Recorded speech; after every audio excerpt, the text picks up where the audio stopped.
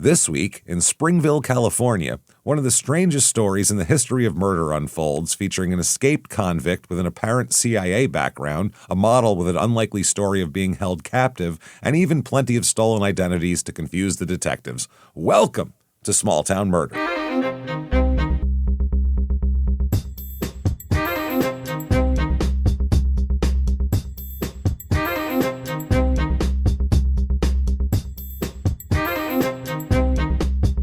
Hello, everybody, and welcome back to Small Town Murder.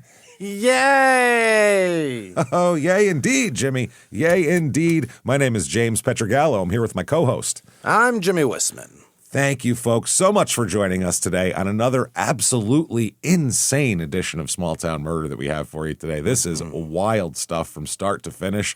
I can't wait to get into it. Definitely, before you do that, though, and we'll make an announcement right off the top here before we get to the website and all that. We're on Netflix now. It's happening. It happened. Yeah, it's where we will be starting on Netflix next week. It's going to be a little confusing, the first episode, because it's going to be on Monday, January 26th. Right. This is the only time an episode will be outside of our normal release schedule. We're just doing that. Say that again? January 26th, Monday. But what's going on with that? The only time. The how many times? Only one time.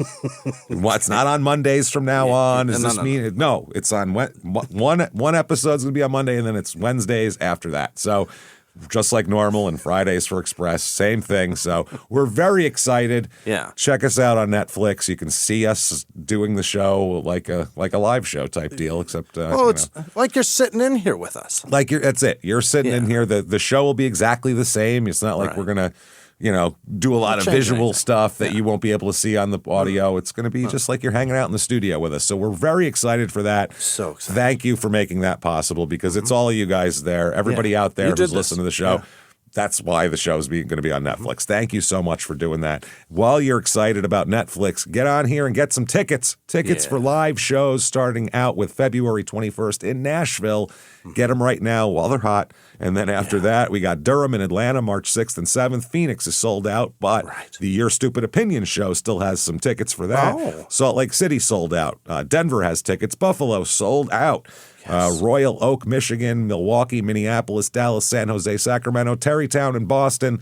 Shutupandgivememurder.com is where you get all of that and more. Also, while you're there, well, not while you're there, but there's links. You can go there. Go get yourself Patreon as well. Do it. Patreon.com/crimeinsports is where you get all of the bonus material. Anybody $5 a month or above, you're getting so much. First of all, hundreds of back bonus episodes you've never heard before immediately upon subscription. Then you get new ones every other week. One Crime and Sports, one Small Town Murder. This week, what you're going to get for Crime and Sports, it's the sales, Jimmy. We're doing crazy old-timey ads, and I can't wait. Those are my favorite shows.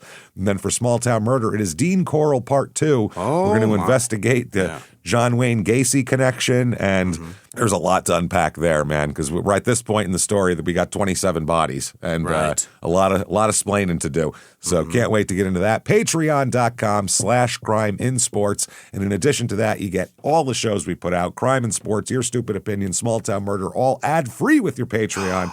And you get a shout out at the end of the show, too, as well. So that said, disclaimer time. This is a comedy show, everybody. This is a comedy show. We are comedians. The murder will happen and jokes will happen as well. That's how this works. You might go, well, how does that work? Very easily. What we do is, we don't make fun of the victims or the victims' families. Why is that, James? Because we're assholes. But we're not scumbags. See how that goes? It's real simple, and it's a really easy way to make it.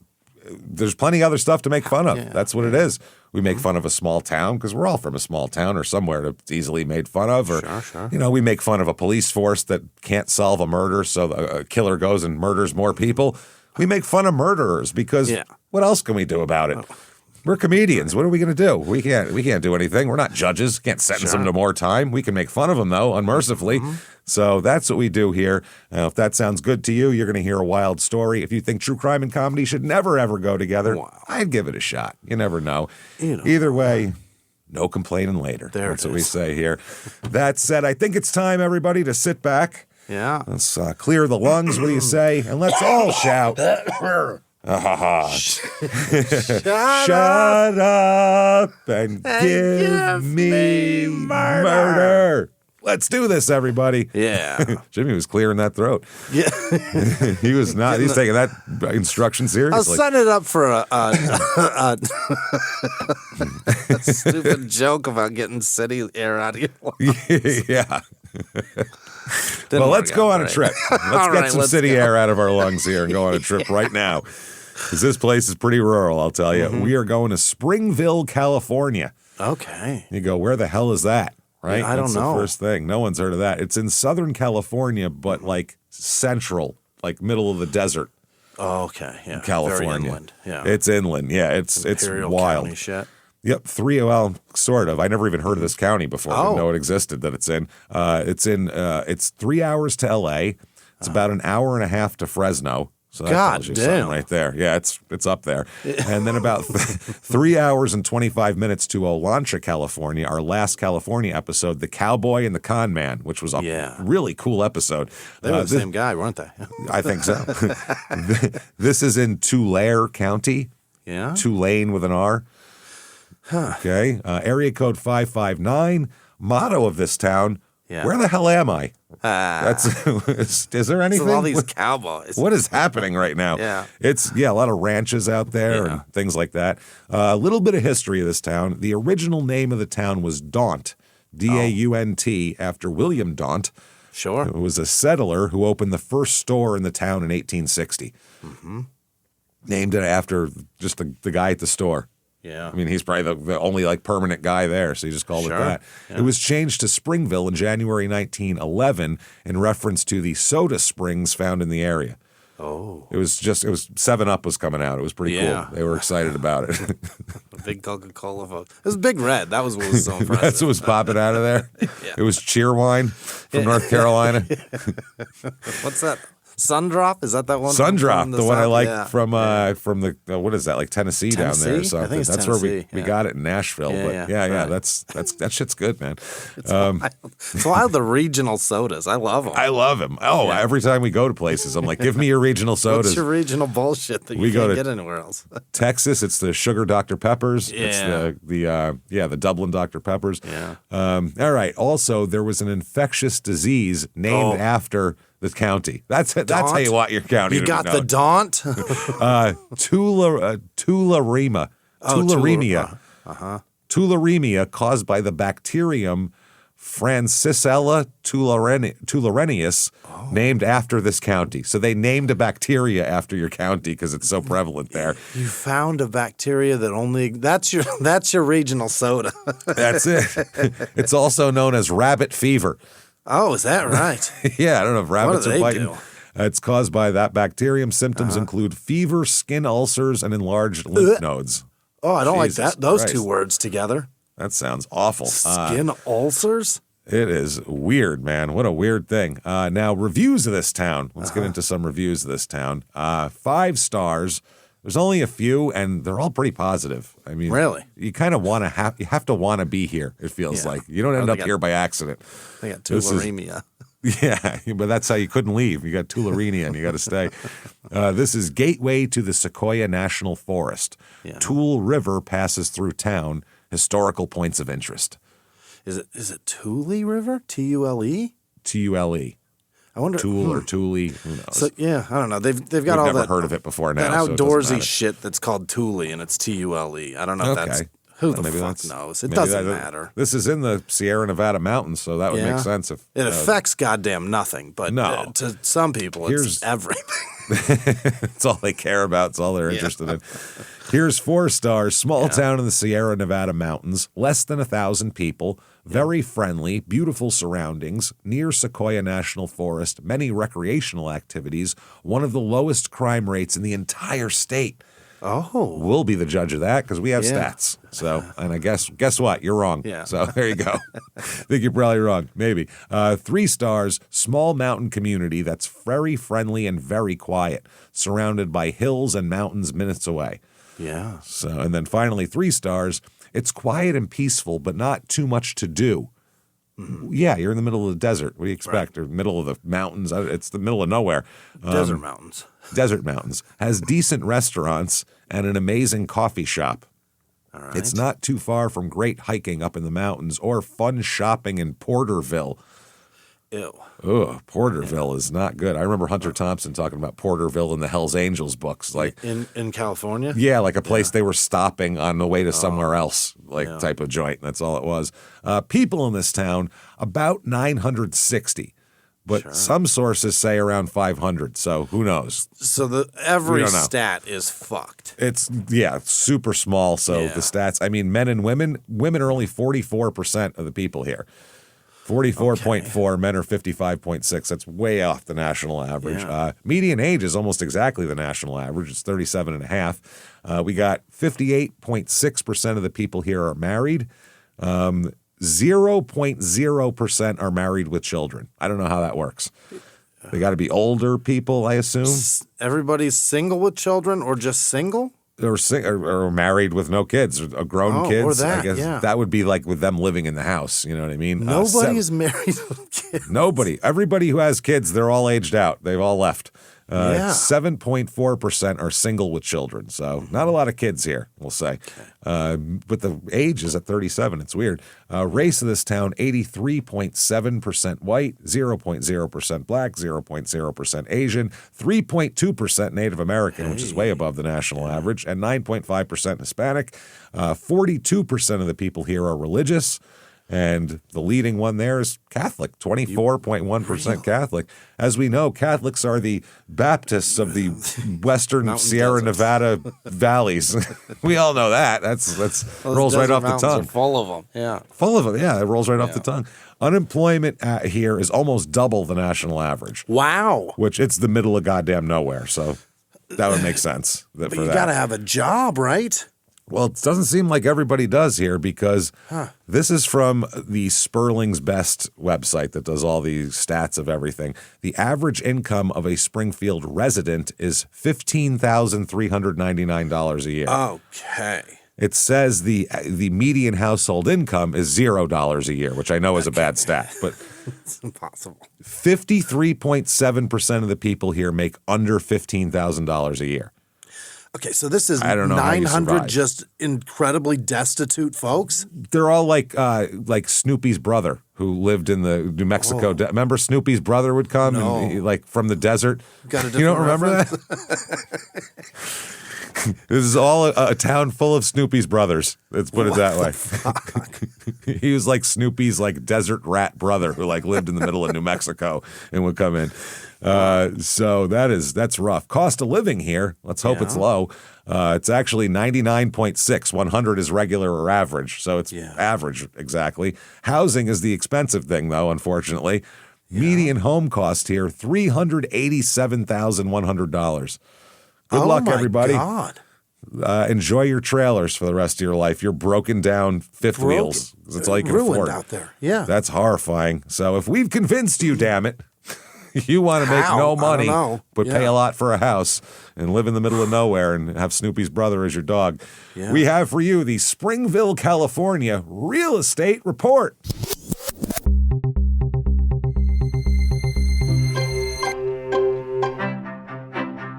Okay, your average two-bedroom rental here goes for $1,170, which isn't far off the national average. No. It's a little lower than it. House number one is up at auction. It's a 3-bedroom, 1-bath, 800 square foot, dumpy little house. It's just a dumpy, shitty. There's no other way to put it. The yard and everything's dead. It just looks terrible. Not great. Small lot, built in 1943. The estimated what it'll sell for at auction, $172,500.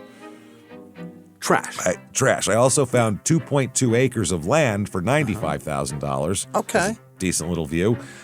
Here's a house, not great. You can see here it's a little dumpy box, basically.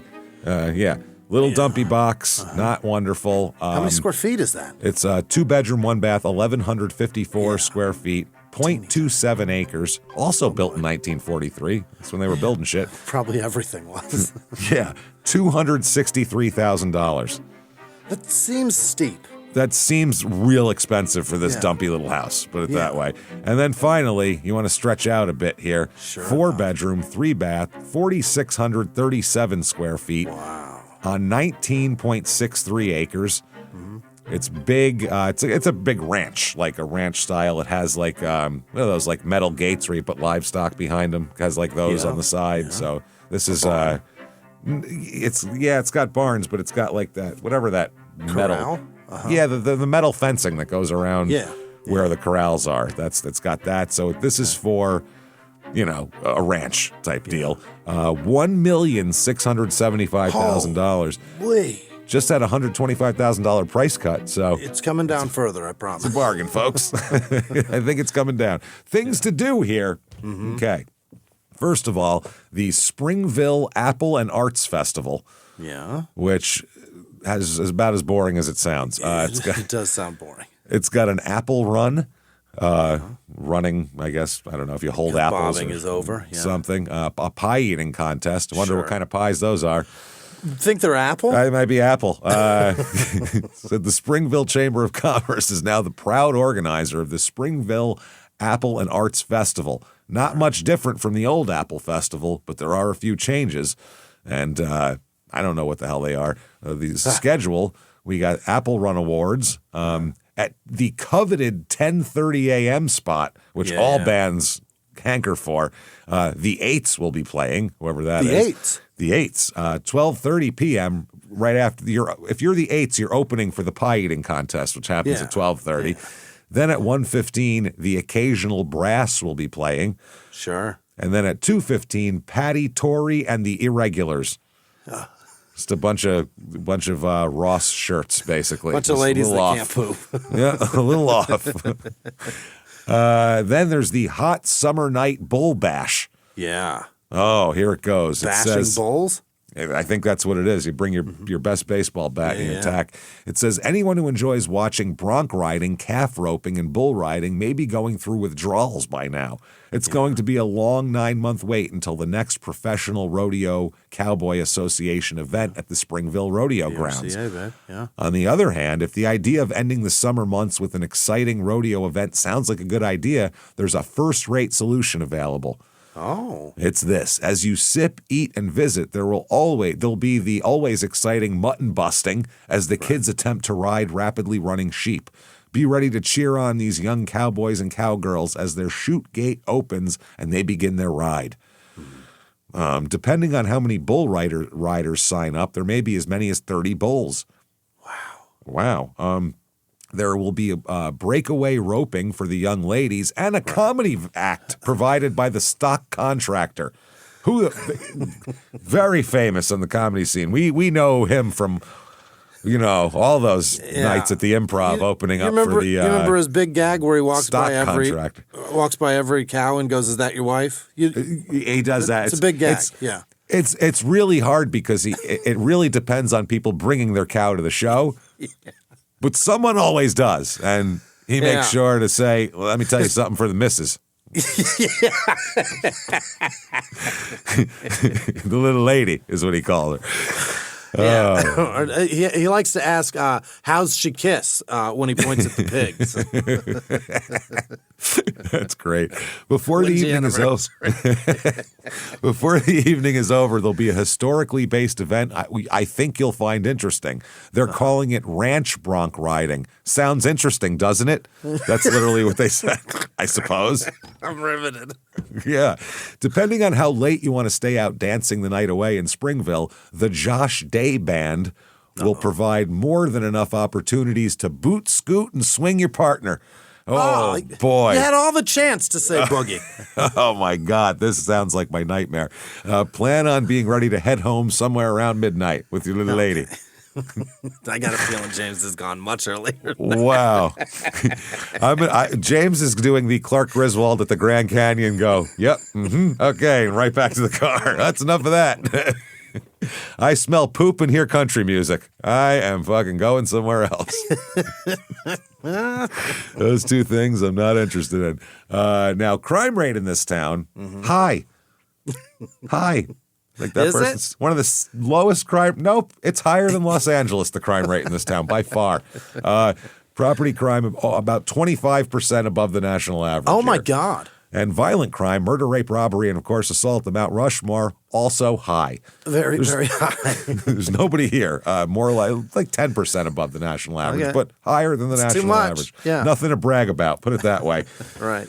So that said, let's talk about some murder here. Yeah. All right. We're going to go back in time a bit farther than we usually go back for this, but it is so worth it. You have no idea. And it feels modern day, I'm telling you. Fair. Now, we're going to start. Our main stuff here happens in 1973, which to me is such an interesting time anyway. That's, 73? 73 is this country was wild stuff going on. You still had the hippie thing happening. You had Watergate is going on at this point. Like this is All in the Family's the number one show. It's a very interesting time. This is the start of the muscle car generation dying too. It only lasted it's the last couple years. Like the last 6 few years. Then it was over. Yeah, 6 probably hardcore. Dodge started 67 to 73. It was done. But Dodge started at like 64, though, didn't they? They started a little early. I mean, they started putting big motors in things, but it didn't really turn into like a sought-after vehicle until 70. I always think of it 64 to 74, kind of that era. I suppose, yeah. Yeah, that's about like the beginning of it to the end of it. Like the very beginning. 74, done. Yeah, over, done. dead. Yeah, by then... Yeah, things all the were really 318 bad by cars, and it was just such garbage. Anyway, sorry. Yeah, let's get into murder. We could talk about old cars for a while, or we can get into because we'll sit here and talk about old cars after the show. We're gonna talk about old cars again. That's fun for us. Tim Allen and Jay Leno come in. No, that's all right. We're good. Now, quote on this story here. This is from the New York Times in 1981. Yeah, this is a wild quote. Escaped convict, stolen identity, false journalism cover, Sharon Tate style hit claim, Stockholm syndrome, love letters to a killer, fruit of the poison tree. This is one of the strangest cases in the annals of American crime. Wow. That's the New York Times. And somehow no one's ever heard of this goddamn case. What which is the hell? Kind of like what we do here. So let's talk about a guy first here. Yeah. An interesting cat. Gerald Daniel Walker. He's born, no, not at all. What? No, we'll talk about that. But he's born August 10th, 1931. He goes by G. Daniel Walker. Like G. Gordon Liddy type of thing. G. Daniel Walker, but he goes by Daniel. I'd go with G.D. Walker. You know what yeah, I mean? No one could. Goddamn Walker. Some bitch. Awesome. Yeah. He also goes by Tyler Taylor. Might as well. A couple other aliases, and my favorite, the Jackal. Why That's not? my favorite alias that he has, the Jackal, and he's very proud of that one, of the Jackal. He's born in Toledo, Ohio. He had this is the wild part, stable, boring, middle-class upbringing. Born in 31, through the Depression, through the Second World War. Think about it. He was 18 in 1949. Yeah. So, like, that's a boring time. To be a teenager during World War II, boring as shit. Yeah, nothing boring. for you. Yeah. Culture has kind of stopped. Yeah. You know what I mean? Like, kind of abandon you. Even Joe DiMaggio's fucking overseas. Like, it's boring, and like there's no like new products because all the all the resources. There's nothing being made of metal and shit like that. So mom's over there building refrigerators. She's taking them apart to give to the scrap run for the metal drive. She's taking apart her beauty queen crown to hand it into the downtown. She's down at the boat yard riveting shit together. Yeah, totally. His father was an antiques dealer, Daniel Walker here. So that's strange. Family was religious. He went to school and church regularly. You can't get any more standard, fair, Midwest average upbringing than this guy, and his life is so the opposite of that. It's crazy. Really? Maybe that's what it was. He was so bored that he needed to have the craziest life that anyone's ever had, ever. Sure. His father, antiques dealer. Now, he went to, after all this stuff, after school and everything, he went into the army and served in Korea as well. Oh. So that's fine. That's good. He went and served in Korea, but I don't know if this was when he was in the army still, because the Korean conflict was like 51, 52 it started. That would have been when he was 20, 21. And then by age 22, he's being arrested for armed robbery in Florida. Wow. And convicted of it, too. Early 50s, armed robbery. He gets sentenced to 10 years in prison. That's a long time. And he escapes. Is that right? He says, I don't think so. 10 years? I want Nope. more time when I get caught. No, he got caught, and then they paroled him. Oh. Well, we can't hold him, so we may as well let him out. Yeah. Well, at least then we can keep an eye on him, sort of. You know, if he comes to the office. If not, you know, we have no way. Now, 1958, he's in Ohio, where he's from here, and he's arrested and convicted for another armed robbery. Okay, so this is what he does now. This is kind of what he does. He's sentenced in Ohio to, this is a you, sir, may fuck off, 10 to 25 years at the Ohio State Penitentiary. Whoo-wee. That is, wow, that's a lot of time, man. You're looking at some serious time, 10 to 25. He got 2 sentences that could have amounted to 35 years of his life. Yeah, this story could have never happened if it wasn't for some ineptitude by everyone involved, as we'll talk about. While serving time, this is fucking crazy, he made close acquaintances with the warden's personal secretary. Okay. Made real close friends with her to the point where they got married while he was an inmate. Yeah. The warden's secretary. The warden allowed that. You fired her, right? Yeah. I mean, I knew it was a law, a rule. I didn't know it was a law. Yeah. They had a child together while he was in prison. Yeah. And later on, they'll divorce, obviously. Sure. What are we talking about here? Now, 1966, he's paroled. Okay. So he only did 8 years out of the 10 to 25. But still, 8 years is a good chunk. I mean, he was like fucking the warden's secretary the whole time. So prison was a little different for him than it should have been, probably. Probably flew right on by, too. Yeah. If you're getting laid and hanging out. Oh, God, I'm sure he's getting special privileges of some kind. And I'm sure everybody leaves him the fuck alone if he's banging the warden's not daughter, receptionist. They're in awe of him, They're like, man, high-fiving him every time. His hand's sore because there's just so many high fives going on as he goes by. Which is like, more we raw, invented his hand or his dick, James? Yeah. They invented the high five. This is when it was invented in the early 1960s in the Ohio State Penitentiary. Yeah. So 1966, it looks like he's getting his life together, actually. Yeah. He decides that he's not going to be a criminal anymore, and he is really crafty and really smart, this cat. Okay. I mean, extremely. Real, like, just I want to call him crafty keeps coming to mind, but something with a more criminal bend to it. Like a fox. Sly. Yeah. Exactly. Yeah. But also just kind of brilliant, as we'll talk about. Like a jackal. Yeah, like a jackal. Is that what a jackal's known for? Aren't they? They're a scavenger, right? Yeah, I think they just eat shit off the ground, don't they? Yeah, I think they got kind of cunning sometimes, though. Right? I think you're right, though, because they're like that. There was that terrorist guy who was Carlos the Jackal, which means that he can hide. You know what I mean? I think I don't know. And he doesn't care about his diet at all. Well, you wouldn't last long as a terrorist if you weren't, good at hiding. I would think so. And you wouldn't just eat anything. You wouldn't last long enough to earn a nickname for sure. Yeah, I'd be fucked. My gut is so precarious. Right, you would. One egg would send Jimmy into the Jackal Hospital. I'm stuck in India. Well, I can't eat here. We're screwed. So he starts an advertising company. Okay. No advertising experience. No. He was in the Korean War and then prison in Florida and Ohio. What are we doing? He advertises that dick well. That's something. It's called Ad Biz Inc. Yeah. And he does so well, he buys a lake house on Lake Geneva in Wisconsin. Wow. Buys a house. We're talking 1966, he's making $45,000 a year. What the fuck? Which is hundreds of thousands of dollars now.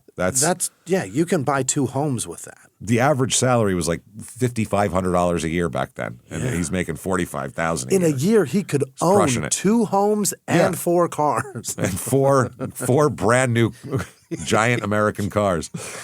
Here's an article in 1967. By 1967, the Chicago Tribune is running an article about these ad agency people, and he's the star of the article. Wow. In 1 year. He was just in prison. No shit. Literally last year. The headline is Agency Dropouts Drop In with Drive-In. Yeah. Oh, that's a lot. I can't do it.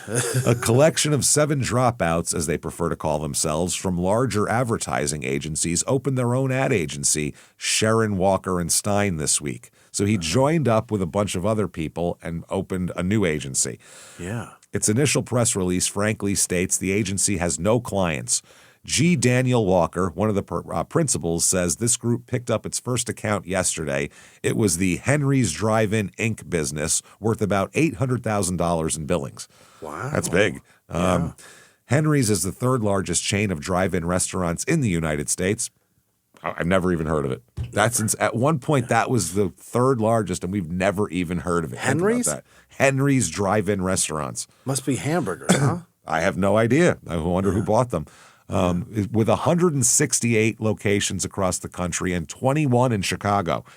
Wow. Wow. The firm is headquartered here. The firm's employees are dropouts from companies such as J. Walter Thompson, Batten, Barton, and Durstein and Osborne, Young and Rubicam, Campbell, Ewald, and Compton and Compton Advertising. Mm-hmm. They said the agency's offices are in the Ad Age building, 740 North Rush Street. So they're in, that's their Madison Avenue, you know? Yeah. So, but we'll move to the 5th floor of the Regency Orleans building.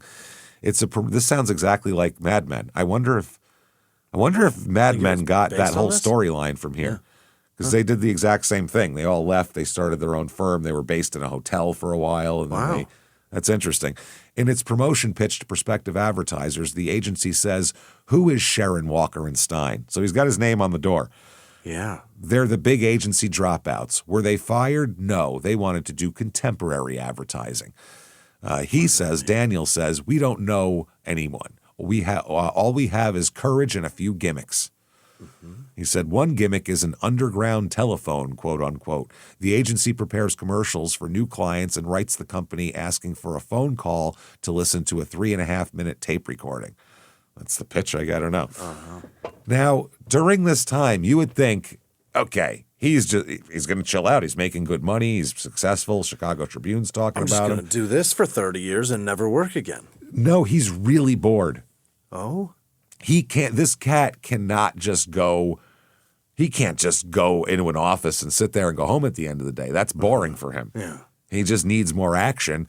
So he starts committing a bunch of crimes that aren't even for personal benefit. Just for funsies? The cops call them, quote, quirky crimes. It's literally, he says he was bored, and so he was committing crimes just for fun. What are they? Okay, well, one is he stole a helicopter. A whole-ass helicopter. Just stole it. Fucking just knew how to do that. Yeah, he was in the military. I guess that helped. And there's some other stuff that we'll talk about that he might have been in as well. Yeah. Stole a helicopter. At one point, he stole his neighbor's tent. His neighbor had a big, giant tent, which doesn't sound like much. But then he pitched it in his own yard to show he stole it. Yeah. Yeah, that's like why? At one point, he said, as an acquaintance said, that he asked him, "Why are you committing all these crimes?" Because they get weirder. And he said, "For a lark. For fun. He's bored. That's all there is to it." One time, this is fucking crazy. He went into a camera shop with a gun, held up the camera shop, but didn't ask for a dime. Oh? Didn't ask for any merchandise. He held this man at gunpoint while he recited poetry to him. Don't move. He literally held the gun up. Guy put his hands up, went for the register, and he said, no, and whipped out a piece of paper and started reading the man poetry, held him at gunpoint till he was done reading poetry, and then left. Didn't take a dime. No, son. When there was one set of footsteps, it was when I carried you. I got to go. Yeah, I got it. Now bye. That's crazy. Just like, now let me give you some Robert Frost. Hold on a minute here. No, that one was real annoying. Here, listen to this. No, not for the register. I have some Walt Whitman for you. What are we talking about? No, don't for us, no sale. It's fine. Just listen. Jesus Christ. Who would talk, do that? Just listen.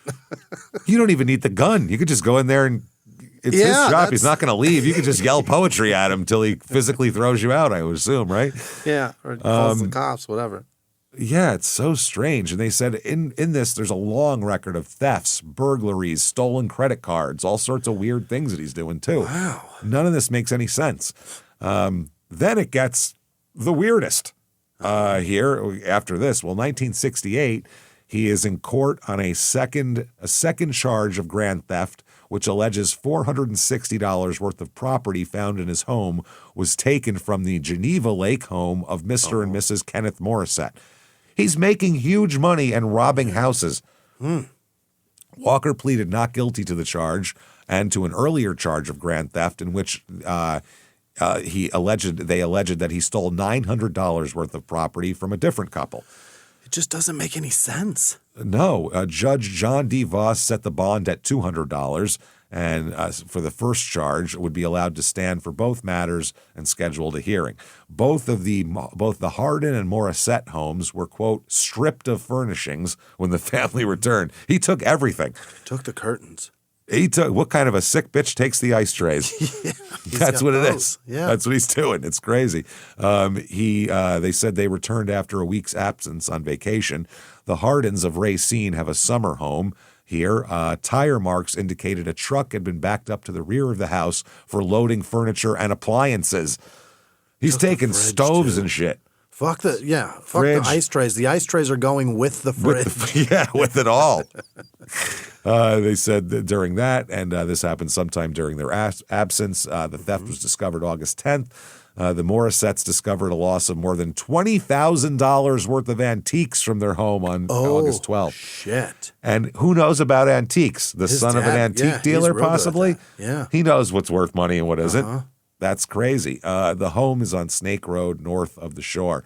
Now, the district attorney, Robert Reed, not Mike Brady, different Robert Reed, asked the Shoe Bomber's brother. No, asked the court to set more than $200 of a bond for Walker because he already posted it, saying that he has very serious charges against him, also in Chicago. This guy's a career criminal. The Walworth County investigation following the Hardin burglary discovered that a gyrocopter. That's a helicopter. Yeah, small helicopter, quote, parked by Walker at the Larry Whiting Airfield near Lake Geneva matched the description of one reported stolen in Chicago. He didn't just steal it, take a joyride, and brought it back. He stole it and brought it somewhere else. Took it home. Mine now. He pirated a fucking helicopter. I like that they call that. Is that what it's called when a helicopter is sitting still? That's parked. I guess, yeah. I mean, if guess a car you is park parked, a plane too. Yeah. Yeah, you park a plane, so why not? Chicago authorities charged him with theft of the gyrocopter, and he posted $5,000 this week for a court appearance in that city. So he's on multiple bails from multiple cities. He's in trouble. March of 1969, he pleads innocent to a charge of pointing a gun at somebody.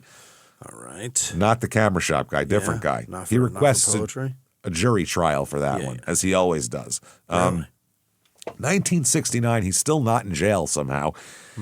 And he's stopped by an Illinois state trooper for what they called a routine license plate check. He was charming. He was, he's an affable guy. He hands the officer his business card for ad biz. Yeah, I'm an ad man, blah, blah, blah. They have a nice 5-minute conversation. Has nothing to do with the ticket that he's going to get, the license plate check, or anything else. Just two guys bullshitting on the side of the road. Fair. Then out of nowhere, this is Trooper Sven Ludengren. L-J-U-N-G-G-R-E-N. Did you say LJ? LJ is the first. I don't know how to do that. No, that's some Swedish shit. Yeah. In the paper, they even give his goddamn address, the cop's address they give out. That's crazy. Out of nowhere, while they're chatting pleasantly and the man's holding his business card, he takes out a gun and shoots the cop in the head.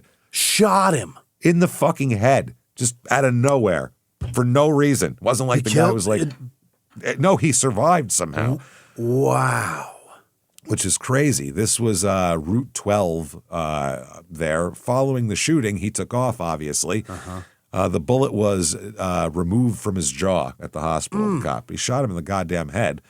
which is crazy. They say the suspect who shot him is reported to be Gerald Daniel Walker, who works for an advertising agency in Lake Geneva, Wisconsin. Yeah. He's also reported to be driving a stolen car. So that's what it was. He knew that he knew the car was coming back stolen, and he didn't want to go back to jail. Right. So he shot a cop in the head on the side of the road. And he expected him to die. I would think so. Yeah, he expected that's enough of that guy. See you later. And now, November 3rd, 1969, he is found guilty of attempted murder and aggravated battery of a police officer. I mean, that's bad shit. That seems bad. Seems real bad. I don't even think they had him with a stolen car. I think they let him go on that. They're like, this is heavy enough.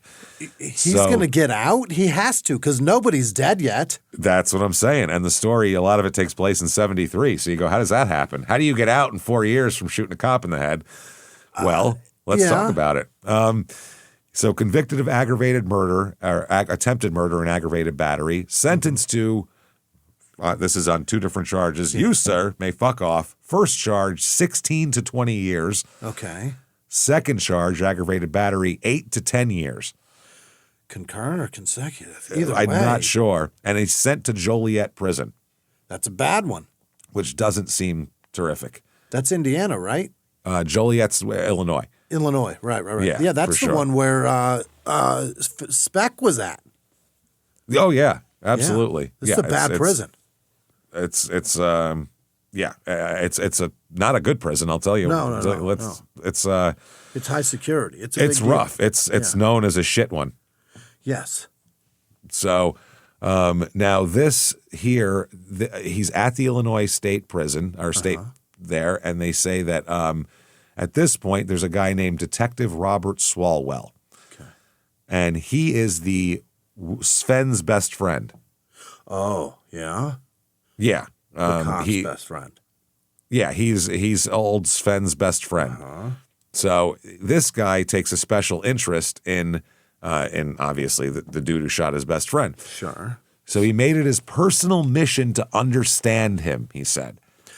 Oh. Because he's like, this is a guy who has a successful career, but somehow does all this crime. Right. His background is mild. None of this makes any sense. So this guy, as a cop, is like, I haven't quite seen this animal before, and I want to understand it, essentially. So he's looking at him like a zoo animal. He's going to see his migration patterns and, how they mate and eat and shit. So he talked to everyone who knew him, everyone who's ever met him. He went through 30 cardboard boxes of Walker's belongings to see who he is, what kind of guy. What's he got? He said he found him to be a textbook psychopath, period. What? Oh? A prison psychiatrist sort of agrees with this, as we'll talk about. Here's a psychiatrist's assessment from Walker's prison file. I love that we have all this, by the way. This is what did great. he find that that he decided that before?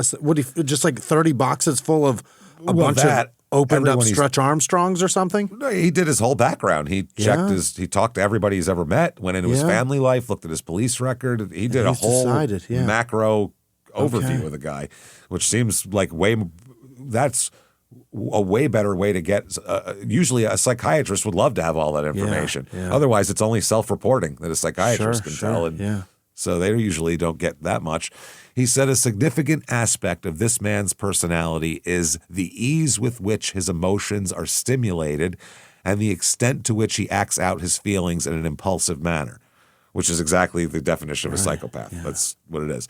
Because of his drive, in addition to a manipulative ability, he has experienced occasional brilliant success in the business world. However, this performance has not been consistent over the years.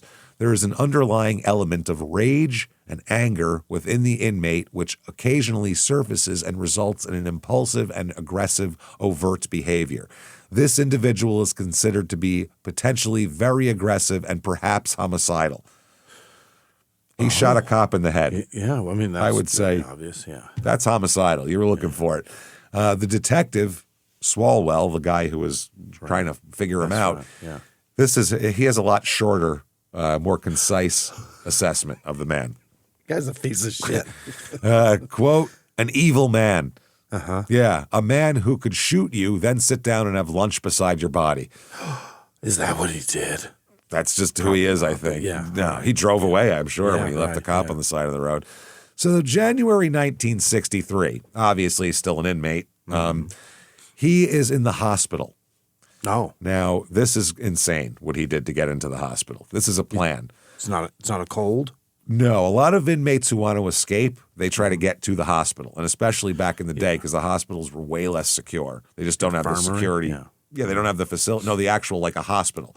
The prison infirmary can take care of so much. Oh, and that's on site. The hospital's off site. If you have something really wrong with you, then you have to go to a hospital, which obviously the hospitals doesn't have bars and razor wire, so there's just a few people to get past and you're out. Yeah, right. Yeah. So January 73, he's brought to a hospital in Chicago where he's admitted for, quote, internal bleeding. Oh. But the blood was in his urine. Okay? Oh. What he was doing, he was drawing blood from his own arm with a needle and syringe and putting it in his urine samples. So there was no blood inside him at all? No blood in his urine at all. Right. He was getting blood out and just then squirting a little. In his urine, so it looked like he had blood in his piss, and then he had to go to the hospital. So the prison let him do this. Apparently, he was in the bathroom just doing it. So at the hospital, he doesn't wear prison clothes. He wears his own silk pajamas and an expensive robe. He walks around like Hugh Hefner in this fucking place. With a pipe, too. He's got a pipe, too. Yeah, I'm pissing blood. Pissing blood. He smokes a big Sherlock Holmes pipe, too. Really? Big ass one. Yeah. Yeah, he's got one of those with a silk robe walking around the hospital. Like the guy that wanders around the streets complimenting people. Yep. He offered the nurses vodka and orange juice that he somehow had gotten there. Why does he have that? Don't know. Guards who were supposed to be watching him were found sleeping in the TV lounge. Nobody cared. Oh, my God. Because he doesn't seem like a guy you got to keep an eye on. He's in an expensive robe. Where's he going? He's trustworthy. This guy tried to kill a cop, you guys. Oh, that's okay. He's feeling much better now. Fuck. What's he going to do with blood in his urine? Nothing. Guy's piss is full of blood. What's he going to do? So, this is what he's up to now. Now, this gets even weirder. Okay, January 31st, 1973. He says he's going to take a shower on another floor. Of the hospital? Yes. And they don't say, well, I'll come with you and watch you, because you're a prisoner and all. Right. They go, all right. And he just never came back. He just walked away. He just left. I could have escaped from this place. Anybody this is crazy. Yeah. You just have to go, I'm going to go do that. And they go, all right. And then you just walk out the door. Nobody cares. I'm going to be down at the vending machines. Yeah. Fine. Go ahead. I'm going to be down getting some vodka. Different floor. Different floor. Why not? His hospital roommate went home a few days later and found his house had been fucking ransacked and robbed and his credit cards were missing. He scabbed at it. God. Yep. He extracted from his hospital roommate where he lived and all that shit and went home and stole all his shit. Oh, my God. Clothes, everything. Just wiped the guy clean. This Walker is refrigerator? Ice trays? I think his ice trays were intact still. Within hours, the credit cards are being used at gourmet food shops, clothing stores, all over Chicago, basically. He's just running up bills. So it's crazy. I guess the way it happened, leading up to this, he had been in multiple hospitals. They put him in 3 different hospitals. He would often invite women to his room. He used it like a hotel suite, his hospital. And he even left twice to attend Chicago Bears football games. He went to the Bears game twice from the hospital and then came back and they didn't notice. Yeah, I'd escape too. If I went to I mean, if I'm going to Bears games, comes back with kielbasa on his breath. Yeah. What are we talking about here? Came back with the Portillo's under his arm, for Christ's sake. There's a problem here. Yeah. So he said he thought the prison had forgotten about him, so he just walked off. Yeah. He said, quote, I paid my hospital bill, mailed back my prison issue underwear to the warden. He mailed his underwear back to the warden. You could have these. Holy shit, filed a change of address card with the post office, then went to a U.S. Marshal's office to ask if there was any arrest warrants out for me. He said there weren't, so I thought I was free. He thought if you just walk away and they don't come find you, then that must be the end of your sentence. Unofficial parole. So you're sentenced to 25 to 60 years unless you walk away. Get out of here. Yeah. And the problem, he's not wrong. That's the fucked up part. The prison tried to get him back, but then an Illinois grand jury failed to return an escape indictment against him. How? I guess because they just let him out. I guess if you leave the front door of the prison open and all the gates open and everybody turns their back, it's not really an escape. You just kind of let them out at that point, didn't you? All right. I guess that's what they said. A federal judge ruled the prison, quote, officially abandoned him. He didn't escape. They abandoned him in the hospital. They just forgot about him. There's a difference between escape and being let go. That's the craziest shit I've ever heard in my life. Yeah, I mean, if you're abandoned by a prison. If you have a fish on the hook, James, and the hook snaps, that's on you. No, you abandoned that fish.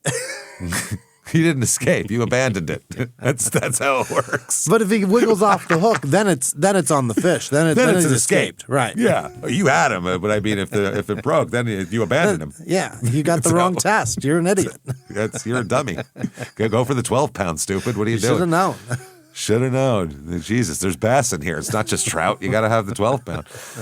So he ends up heading west. Mm-hmm. And what he does is he leaves a trail of shit, stolen credit cards being used all over the place. He writes his own lawyer taunting letters for some reason. This guy is fun. He's a party at this point. What's he say to him? Well, one letter detailed his dinner the previous evening. He just writes his letter just to mock him. Hey, look, I'm free. Look at that. Yeah. Quote, a series of martinis, oysters on the half shell, turtle soup and sherry, steak beaten with pepper on both sides and cooked to medium rare with mushrooms, and 4 Irish coffees. 4? He was 4 Irish coffees, a series of martinis and sherry. He can handle hammered. Booze. Wow, that's hammered. Another letter ended with, quote, one might suspect I am happy. I am not. This carries a price tag, one you never get to see until it's too late. Oh, what's that? This being on the run shit is tough. Yeah, it's hard. It's hard. So February 9th, 1973, less than 2 weeks since he's escaped from the hospital, he checks into a Marriott in Ann Arbor, Michigan for some reason. Mm-hmm. Also staying at the hotel was a jewelry salesman named Taylor Wright. This is a legitimate businessman who sells jewelry. He's in town to make sales and go to a conference or go to a whatever the fuck, expo or something. Some jewelry, yeah. Now, Walker, very good guy, golden tongue son of a bitch, this guy. He befriends this Taylor Wright at a party at the hotel lobby. They're drinking, conversation. Yeah. This is before anybody had a phone in their hands, so the only thing to do was to talk to that guy. Otherwise, the guy next stand to you. there. Yeah. So sometime around 10 p.m., Walker, Wright said, I'm going to head up now. Walker said, you know what? Good idea. Me too. Yeah. I'm going to head up too. So they go up. Oh, you're on this floor? Me too. Hey, look at this. We really are alike. Yeah. While Wright is going to his room, Walker comes up behind him, smashes him on the head, and drags him inside his room. Uh-huh. Now, you'd think that's enough. He's got jewelry. He's going to steal it. Yeah. No, he's not satisfied with that. He spends the next 4 hours torturing this man. Torturing him? Oh, yeah. I'm talking beaten, bound with tape, stripped down to his underwear, gun in his mouth. Oh, boy. You name it. I mean, the next morning, this guy is all beaten to shit, still partially tied up. He drags himself out of the hotel room and finds a maid down the hallway who helps him. Oh, boy. Walker stole all of this man's clothing, his shaving kit, his wallet, his American Express card, his driver's license, and even a graduation bracelet with the man's name on it. Oh, wow. Everything this guy had. So the newspaper article from here says Taylor O. Wright III, 41 of Benton Harbor, was held for 4 hours in his room at the Marriott Inn, 3600 Plymouth Road, by 2 men and a woman. So apparently he had other people came in who beat him in an attempt to learn where he kept his jewelry, which he had for sale. Probably came in and put it in a safety deposit box or something. That I would think. You wouldn't carry around Maybe he's got it in the safe all in your the room. inventory. Or maybe the hotel has a safe too. A lot of times the hotel would have a main safe they'd keep shit in back in the day, especially if you're kind of high rolling kind of a person like that. He also he took his wallet containing $75. Officers said the three bandits left Wright's car, which contained a large amount of jewelry in the parking lot. So they got everything but his car, and that's where the jewelry was. Dang. This guy was dumb enough to leave his jewelry in a fucking car in a hotel parking lot. And he got to keep it. Yep, and they tortured him for 4 hours and didn't think of that. Wow. So for the next 2 weeks, G. Daniel Walker is now Taylor Wright. He's got a bracelet that says it and everything. Who's going to question him? He rented cars with dude's credit card. He stayed at nice hotels, and he makes his way to Southern California as well. Wow. February 21st, 1973, Walker checks into the Beverly Hilton using Taylor Wright's American Express card in Beverly Hills. He rented a brand new white Lincoln Continental and started I'm going to be in California now. Having it, yeah. All right. Now, let's talk about a young lady at this point who enters the story. This is Hope Nivens. Later on, she'll be Hope Masters and a couple other names too. She's 31 in 1973. Sure. So she's a little younger than him, 10 years or so. She's born about 1940, or 42, I mean. Apparently her original name she had a middle name at first, Hope Elise Nivens. And her mother later went down to the city hall and deleted the Elise from her birth certificate. I don't know why. I don't know if it was named after somebody who she doesn't like anymore. Whatever. Now, her parents divorced when she was 2. Which is a big deal in 1945. That's huge. I mean, divorce was a disgrace. I mean, holy shit. Yeah. Even to get a divorce, like there wasn't no-fault divorce back then. You couldn't just go, we're not getting along, we're getting a divorce. There had to be like someone, you had to say there was adultery or, violence or something like that to get a divorce. It was, or she's in a wheelchair and she's useless to me. Yeah, she's useless to me. Not as good as it used to be. I think they'd probably grant a man a divorce for that in 1941. You know what? Her ass is looking a little wide. Yeah. Gravity, Your Honor. Yeah, he's right. A couple of kids have sagged her out good, Your Honor. And he goes, oh, my goodness, you're right, son. Divorced. Fucking gavel banging. So, divorced when she's 2. Her mother is also named Hope. Her mother goes by Honey. That's her nickname. All right. Honey and Hope. She said her mother was too busy dating, playing tennis, and traveling to raise her daughter. Oh, her mom's a socialite. Being Honey. Yeah. That's it. Yeah, she's like a socialite. She's out doing like the party scene over here in California and doesn't really take care of her. Her father, James Stagliano, was a professional French horn player. Oh, they've got those. How many of those do you hear about in a year? I guess you only need 2, right? A couple. I mean, you think you need one with every symphony. Yeah, but you need one and then another when that guy's busy. Yeah, I think 2 gigs come up. You can't be busy. You're the regional French horn player. I don't think you're allowed to be busy. It's like if you're a doctor in a small town. If someone comes knocking on your door at 3 a.m., you got to fix their dog bite. That's all there is to it. Yeah. So this guy, she called him her, quote, wild Italian father. Yeah. And he moved back east to play with the Boston Symphony when she was a little girl. Oh, shit. So he's a very good French horn player. So she was raised basically by her grandmother in a huge Spanish-style mansion in Beverly Hills. Oh.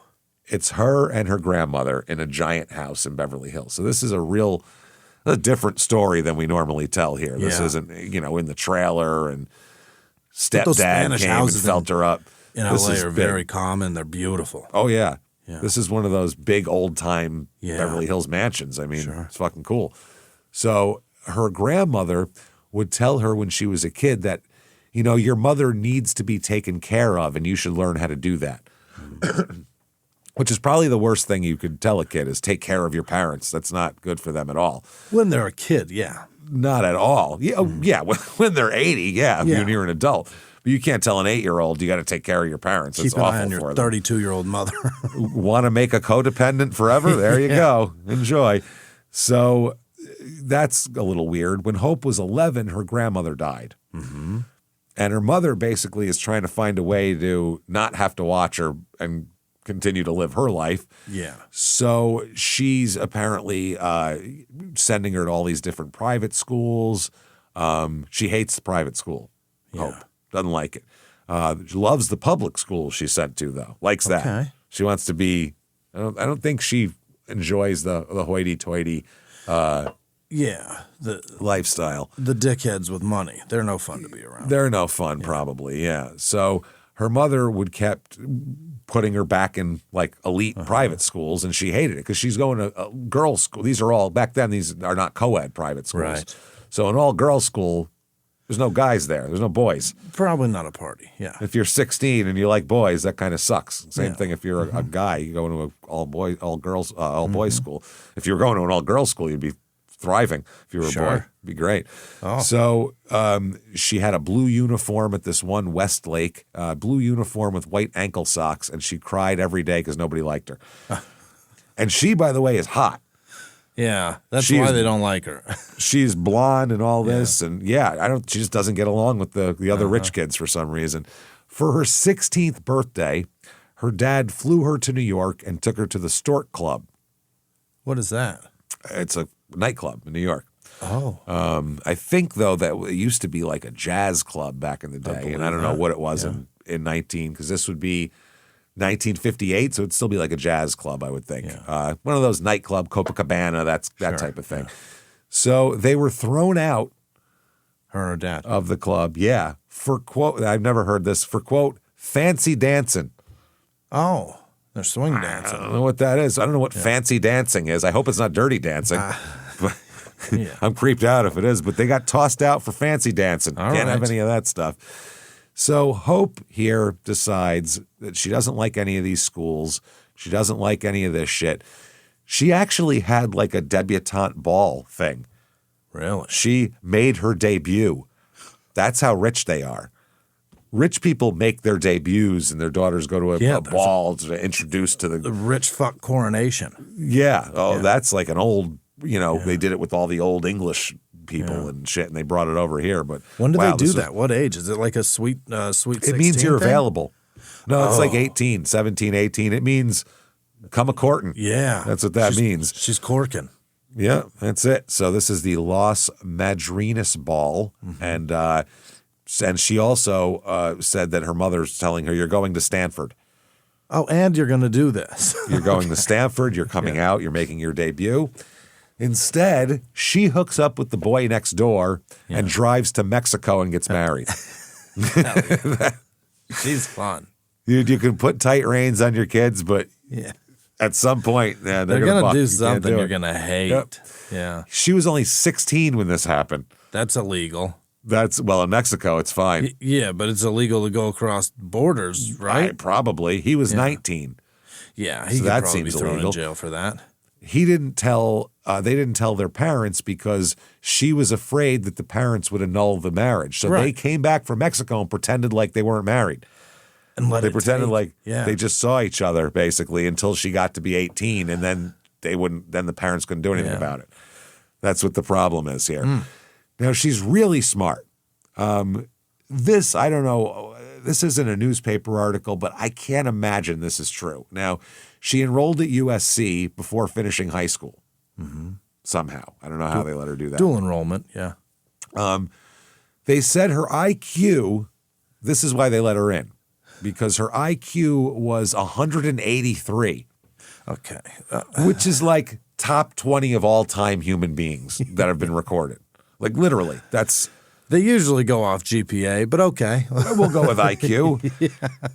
So apparently, 183 though is I think Einstein was like 180. I don't know. She's going to split the fucking atom. This broad. Like what's going on? I rarely take IQ as like genuine anymore. I don't know. Is there something about it that seems like there's a stigma to it that it's bullshit? I don't know. I mean, I'm not a whatever, but I imagine back when all these geniuses were around, they did their IQ and it was outstanding, and I do mine and it's ridiculous. It's embarrassing. but it seems like the people with the high IQs are really smart. So yeah, they seem but to be able to figure shit out. Is there a study recently? I feel like like IQs have just been like, I don't know. It's almost. It's almost been like politicized a little bit, but I mean, it's still. It doesn't. Dumb people, people with low IQs can be very successful. Sure. People with high IQs can be crazy and have no success and not be able to get out of bed in the morning. Right. I don't think it matters, but you have a greater ability to aptitude for it. Yeah. I don't think someone with an 86 IQ is going to understand physics if you told them about it, probably. Yeah. They don't have the capacity. That's what I'm saying. It's just a smaller bandwidth, I believe. Yeah, the number probably correlates to ability for sure. Potential ability doesn't mean that you have whether or not you use it. Right. Yeah. How big is your vat, essentially, for shit? Okay. Yeah, that makes more sense. Kind of a deal. That's the way I would look at it. Like, I'm making some people. Yeah. I'm boiling water in a macaroni pot to try to make a family size helping of spaghetti, whereas somebody else is very capable of. Some people it's just a ketchup ramekin from Red Lobster, It's not, so it's tough. You never know. Everybody's different. Yeah, and I'm using the microwave to do it. So at 20 years old, she has 2 kids already. 2 kids. 20. This is not what her life was. She was supposed to go to Stanford and have all the success. Instead, she has 2 kids. 183. She knows how that works. Apparently. She later said she divorced her first husband because, quote, he was a boring stay-at-home. Oh. Not exciting enough for her. Exciting when she was 16 and not allowed out of the house. Sure. That was when it was exciting. But then, by the time she's 20, she's going, hold on a second, that's not exciting anymore. He's just the guy next door. Yeah. So she gets married again. This is to a guy named Tom Masters. That's where she gets her name, Hope Masters. Now, he is a public relations guy. Yeah. They have a 3rd child together. In the 60s? In the 70s? In the 70s, yeah. Or no, this is the 60s. She's 20. Yeah. So this is early 60s. They have a 3rd child, and then that marriage falls apart. Oh, no. She says because Tom was, quote, too much of a playboy. Okay, so she's really Goldilocks-ing the fuck out of marriage here, right? Like he's too boring. He's too exciting. Let's find somebody just lukewarm enough. Yeah. So now she's young. At this point, we'll catch her up with her at 31. Age 31, so this is, 1972, 73. Yeah. She's divorced with 3 children, living in Beverly Hills on $435 a month that she's getting. You can't do that even then, right? This is from child support from 2 ex-husbands and a small allowance from her mother as well. Just enough. What the fuck, Hope? 1 week, she said her and her kids survived on nothing but potatoes and milk. That's all they had the money for. Gross. She had no health insurance. Still, you could go to the hospital back then and get 5 surgeries. They'd send you a bill for $600. You know what I mean? So that's not that bad. But they'd say, make some potatoes and milk for us. We'll be all right. Yeah, it's fine. I remember my grandmother telling me what having her first child cost her. $11. She had to have a surgery when she first got to the United States, and they had to go to the hospital. And they said they had to save for it for 2 months to be able to afford it. You know what I mean? And I'm like, a surgery now you could save for 30 years and you would be able to afford it. So that's pretty funny. Just the drugs for the surgery is $30,000. I mean, that was like 1949 we're talking about. So anyway, no health insurance, no credit card here. She is in the Blue Book Social Register, which is like the hoity-toity people who have, debutante balls. Yeah. But her children get free school lunches because she's so broke. Okay. So it's a real weird dichotomy with her. Now, there's a woman named Joan Barthel who wrote a book on this case. I suggest you read it if you're interested in this case. She did a great job. She described her thusly, quote, just over 5 feet and weighed 90 pounds. Ooh. Hope, yeah. She had smoky green eyes and a small-boned oval face, champagne-colored hair streamed past her shoulders, and she looked more like a sultry teenager than a mother of 3 children. A smoke show. Smoke show. No, you look at her, you go, Jesus, she's gorgeous, especially for back then. Like, damn. The Sharon Tate reference is not far off. No? No. She's also, I like to call her a gatherer of lost puppies. Oh, yeah. That doesn't mean just puppies, obviously. Yeah, she's a collector of broken people. Yeah. She's real soft. She's real nice. She takes in dozens of stray cats over the years. Boy. Even runaway children she'll take in, which sounds illegal, and I don't know if you shouldn't do that, probably. Yeah, you can't be the Underground Railroad for children. No shit. With her former, not even her maid at the time, a former maid from when she was young, or with her other husband or something, turned up pregnant. Hope took her in and even attended the birth, signing forms claiming to be family so she could be in the delivery room with her. A friend called Hope's house, quote, an early crash pad. Like, before crash pads became a real popular thing, she had one, basically. So 1971, she finds William T. Ashlock. Ashlock. He is born in 1933 here, so he's in his late 30s, goes by Bill. They met at a Christmas party in December of 72. And she felt right away that he was the room temperature porridge. This is the one. Yeah. I found my porridge man. He's an advertising executive in Los Angeles, which that's good. He's an eligible bachelor. He's 40 years old. He looks 25, everybody says. That's great. And he's obsessed with fitness. And this is in the early 70s, so there's no, he's not watching YouTube videos that are filling his head full of bullshit.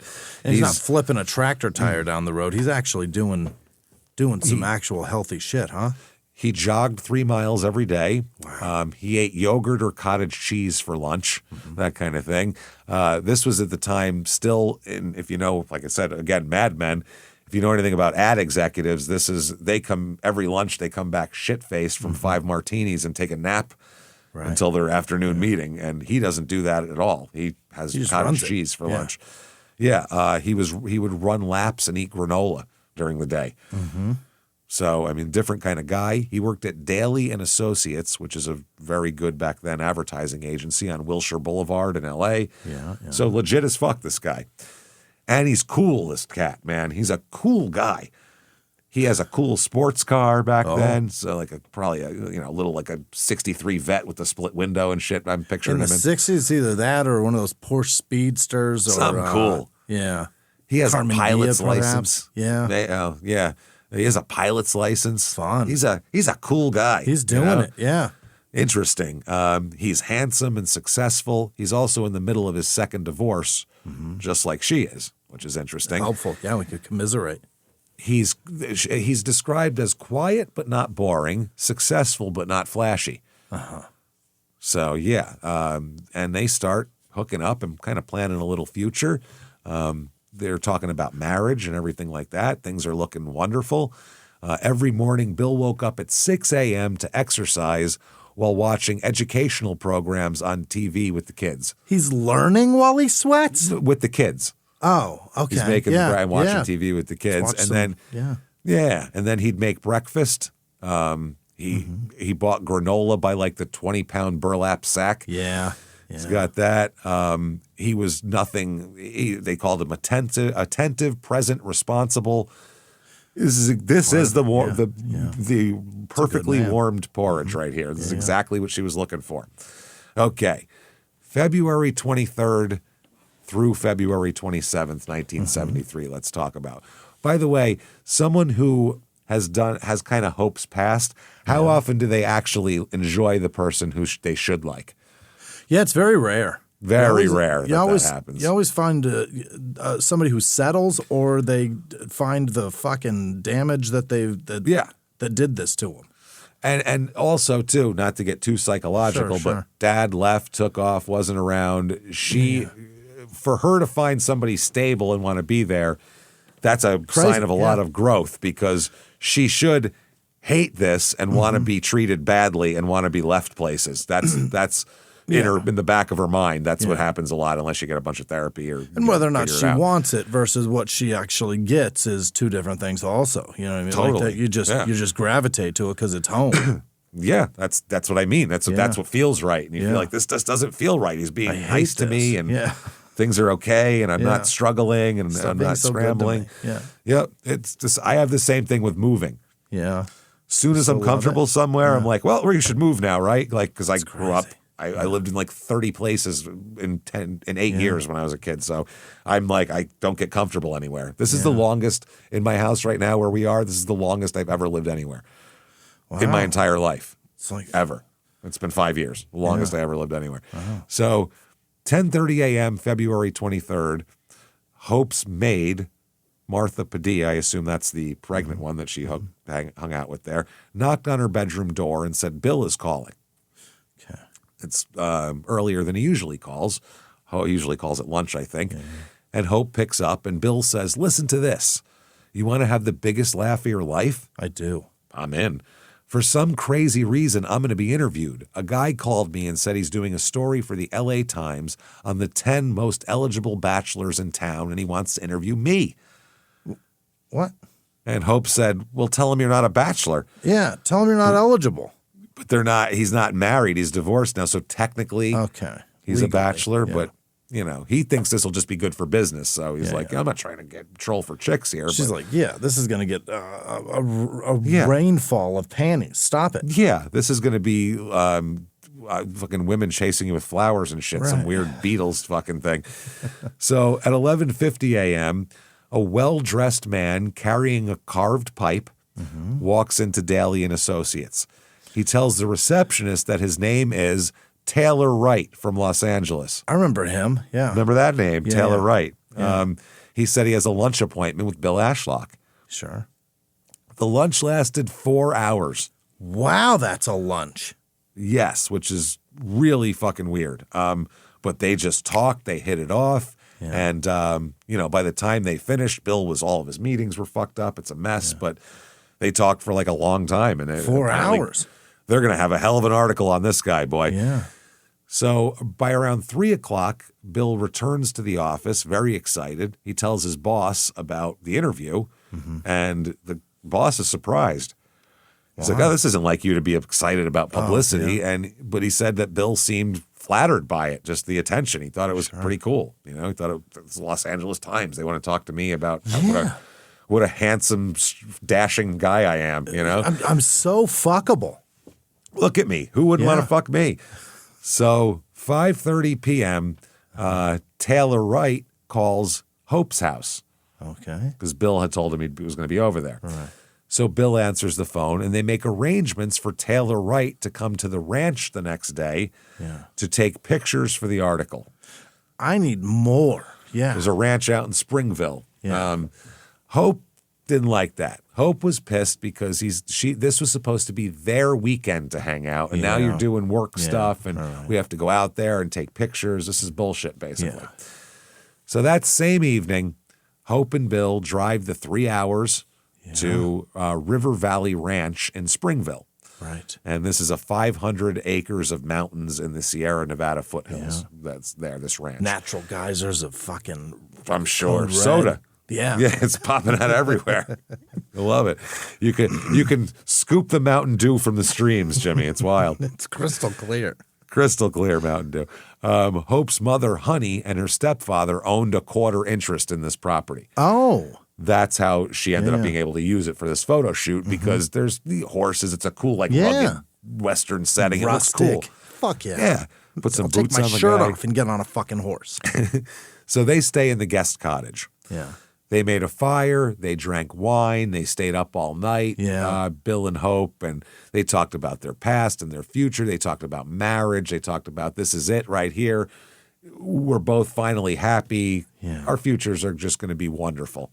Yeah. Saturday afternoon here, February 24th, 73, early afternoon, here comes Taylor Wright. Pulls up in a big white Lincoln Continental. Hell yeah. Oh, yeah, as we've heard about before. Guy steps out. He's a tall, tanned man wearing dark slacks, a red turtleneck with a white shirt over it, and a leather jacket. Yeah. 1973. Wow. The worst fashion. Jesus. He's carrying a carved pipe. Uh-huh. He says, and Bill says to Hope, Hopi, this is Taylor Wright. Yeah. And he said, she says to Taylor Wright, hi, Taylor, where'd you get that terrific tan? Yeah. And We're he in said, fucking California. It's in Southern California. Right. I don't know. I went outside for a while. Look around, dickhead. Yeah. That's right. There's this place with a bunch of sand near the ocean that people tend to go. Pretty cool. Yeah. He said, I've been skiing, which, okay. Hold. So you're windburned? Yeah, you don't get tan from skiing. You get sunburn usually, from what I've seen. Just on the face, because everything else is covered the fuck up. Yeah, totally. With something very insulated. Lots of layers of it, as a matter of fact. So they sat in the living room. Bill is on the sofa by the window, looking handsome, I'm sure. Taylor here is in a rocking chair near the fireplace. Yeah. Hope serves wine and cheese. Okay. And Hope is talking. Hope yip-yaps a lot, as we'll find out from something later on. She is a talker, boy. Yeah. Oh, man, never shuts up. So, James, he was joking. He was trying to be affable when he said, I've been skiing. It's a joke. I've been skiing. I get it. Well, I maybe. get it now. Yeah, that's possible. Yeah. Well, it's such a stupid thing to say. Joke that two comedians couldn't figure out it's a joke. So I'd say back to the writing room on that one. That's pal. what he's doing. He's joking. Jesus Christ. So she talks about her life. She talks about her mother and her stepfather. She called them stiff and unbending as the American eagle, quote unquote. She called her mother. She talked about her kids and she just talks about everything that you would tell like a good friend who said, tell me what's on your mind. Yeah. Not a stranger you just met who came to take pictures of your husband for the newspaper or your boyfriend. She was calling her mom stiff and her dad unbending. He's unbending. That's a rigid-ass couple. That is rigid. So Taylor Wright is listening.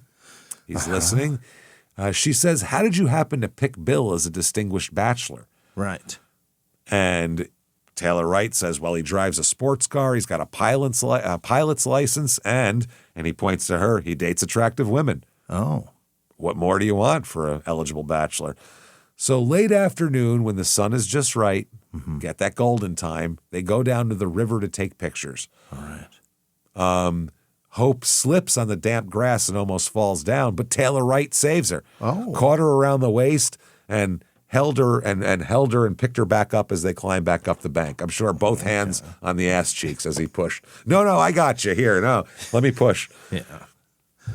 So she said, you didn't tell me your birthday, but I know exactly what you are. You're a Leo, the lion. Oh. Which sounds flirty. Strong. Yeah. And he actually is a Leo, which is a strange part. Is that? August 10th. Moving along. That's I weird. don't want to do it. Nope. I hate it so much. I know. And in the 70s, that was real big Yeah. shit. I mean, it is now, but in the 70s, that was people's whole personalities for a while there. Oh, man.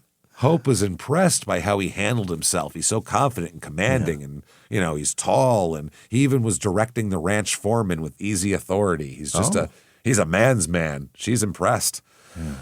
So by dinner time, Hope was basically ready for a nap here. She was dizzy and tired. They drank wine, and she takes pain pills for her chronic back problem. So she's mixing wine and pills at this point. I don't know what those pills are, but any pain pills, unless they're ibuprofen mixed with alcohol, is going to make you feel a little sleepy. It's probably going to be a perk back then. Who knows? I'm sure they had muscle relaxers back then too. Yeah, but a pain pill was likely like something strong. Anything. Yeah. Could have been anything. Something you want to be drinking wine with. Or something. Yeah, that's what I mean. Yeah. She said, I have to go to bed right now. I'll see you tomorrow, which is what you would say when you're on pills and wine. I literally have 13 seconds. Gotta run. My legs are about to be useless. Let me know if I wander out in the desert in the night. Wake me up, please. So, quote, Taylor Wright is still there. He's still in the rocking chair. She says, I have to go to bed. I'll see you tomorrow. Bill follows her down into the bedroom. She told him she was just taking a nap and to wake her up when Taylor Wright leaves. Then she fell into a deep sleep immediately. Yeah, right. She had to go to bed. You bet. Bill goes back to the living room, to the sofa. He's drinking his drink. He's hanging out with Taylor Wright in the rocking chair. Yeah. And this next bit comes from specifically Hope's account of everything. Okay. This is from interviews with the author Joan Barthel and from a lot of other things. So some of this is from Hope's book called Hope's from her. Oh no, that's from Joan's book. I'm sorry. Okay, these are from Joan's book. Now, okay. Hope said she was yanked out of a deep sleep by something cold and metallic being shoved into her mouth. A gun, obviously. Yeah.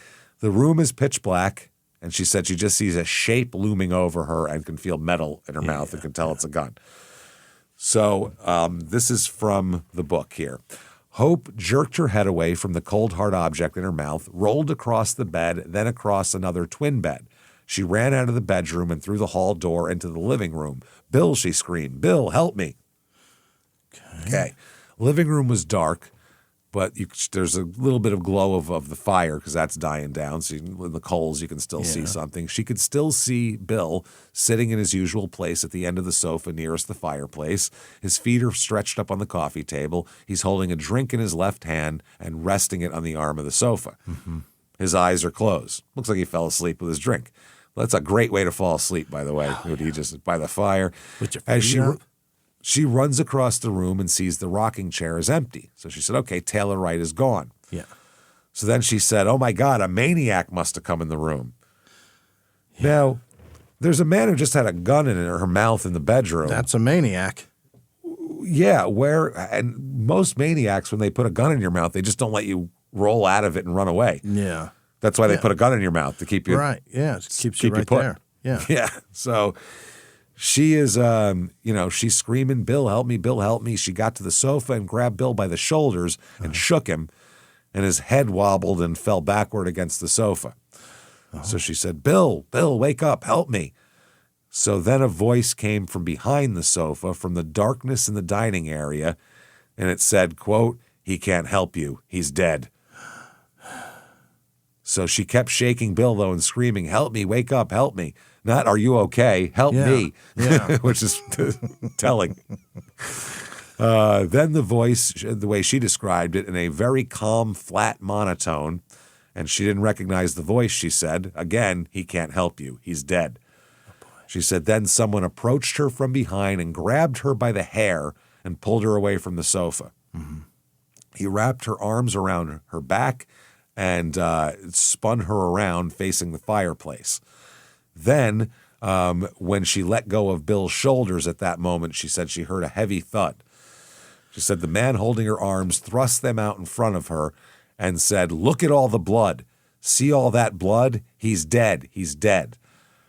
And showing her hands. He put her hands out so she could see it in the light of the fire, that you have blood all over your hands from shaking it. Yeah. So she could see then that her arms and hands were covered in blood, and she said she began to vomit immediately. Right. She ran for the bathroom, and the man ran after her, tearing at her clothes, she said. Oh. The blouse she had unbuttoned when she laid down came off as she ran. She said in the bathroom she fell to her knees and groped in the darkness for the toilet bowl so she could vomit. Right. The man said, "Go into the bedroom." She said, "Leave me alone. I'm going to choke to death." She said she felt heavy arms around her. She grabbed a towel and jammed it up against her mouth as the man half dragged, half carried her into the bedroom, bumping into walls along the way. Remember, she's 90 pounds. You pick her up under one arm. Very light. He threw her onto the bed nearest the window, the bed that she had been sleeping in, and he said, "I don't need a gun to kill you. I could crack your neck with one hand." And he put his hand around her neck. Yeah. She heard a thunking sound. Never heard that word before. Thunking. Yeah. You know what it is, but I've just never heard it before. Yeah. And she felt his body pressing on hers. He was wearing some kind of sweater and nothing else. Oh, boy. That's a good outfit. Dick hanging out in a sweater. Winnie the Pooh, a little chilly. Yeah. I was going to say, just dressed like Fozzie there. Yeah. That's nice. Fucking crazy. Very chilly Fozzie. Very chilly Fozzie Bear. But he's got jokes, so it's okay. Went skiing. Oh, my God. Yeah, he went skiing. That's about the level of Fozzie as a joke. Yeah, Waka Waka. Oh, God. Speaking of Waka Waka, this gets worse. Oh, no. She felt his body pressing on hers. He was wearing some kind of sweater and nothing else. She said she laid perfectly still and passive, and he raped her. Oh, boy. She said she was thinking the whole time, Bill isn't dead, Bill isn't dead, he's just unconscious. And when this man is done doing this, he'll leave and then I can help Bill. That's what she said her thought process was. She said the man was kissing her violently, all over her neck and hair and breasts and all over her body, rubbing her, grabbing her all over. She said as though he had 100 hands. And he said to her, if you make this fun enough for me, maybe I won't kill you. Yeah. He kept kissing her and at the same time, and then suddenly he got up, and she could hear him thrashing around the room in the darkness. And he said to her, I heard you're a real party girl, a real swinger. I heard you can do all kinds of interesting things and that oral is your specialty. Where'd he hear that? Wow, around the criminal fucking Winnie the Pooh graveyard. Yeah. Didn't hear that in Christopher Robin's Forest, I'll tell you that much. Jesus Christ. No, she said, leave me alone. I can't do anything, leave me alone. And then he got on top of her again and was rubbing all over, and he said, and I can do anything. What would you like me to do? Do you like oral sex, anal sex? Oh, boy. No, Hope said. I don't want to do anything. I can't do anything. Leave me alone. And then she said he raped her again. She said, you're hurting me. But he said this time it was more ferocious, she said. She felt as though she were in a cage with a gorilla. Oh, boy. So then he laid still, heavy against her body, and she said she felt colder than she ever felt in her life. It was very cold in the room, too. She said it flashed across her mind that evil brings a feeling of intense cold. Okay? All right. Enough with the Leo, and then this is evil. Very spiritual gal, yeah. The temperature is irrelevant here. This is evil. All right, yeah. So he raised his head slightly and said, I can't leave you alive. You could identify me. And she said, I don't know even who you are. Right. He said, you know, I'm about 6 feet tall and about 20 pounds overweight, and you know that my hair is beginning to thin in the back. My name's Taylor. I was going to say, any other details you want to give? You know my license plate number, and you know. She said, I don't know what you're talking about. There's millions of people who could fit that description. I don't know who you are. I'd never be able to identify you. Please go away. Take my car and go away. Now, this is a ranch in the middle of nowhere. We think he walked up here? He's got a fucking vehicle. So he got up and she lay motionless. She said she heard the sound of tape being ripped and then was being rolled over on her side. He pulled her hands behind her and her feet up toward her hands, and he hogtied her with adhesive tape. He said, don't scream. If you have any ideas about screaming for the foreman, I'll just kill him and you too. And then he covered her up with blankets.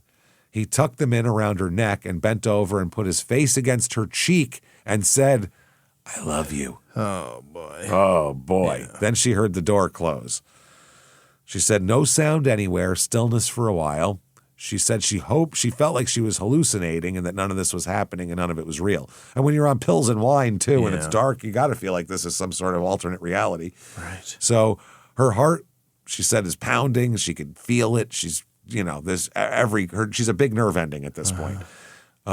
She said after a long time, she heard a sound. Someone was there again, sounding agitated, but not wild and violent. She said it didn't sound like the wild animal man who had been there earlier. He pulled the blankets back and felt her hands. Oh, very clever, he said in a normal tone of voice. You've unwrapped your hands. She managed to squeeze her hands out of the tape at one point. Very clever. Very clever. She said, it was hurting so much. I'm not going to try to do anything. Is Bill dead? Oh, please tell me Bill isn't dead. Please go see if Bill is really dead. The man said, I've seen him and he's dead. So she said she began to moan and say, oh my God, why Bill?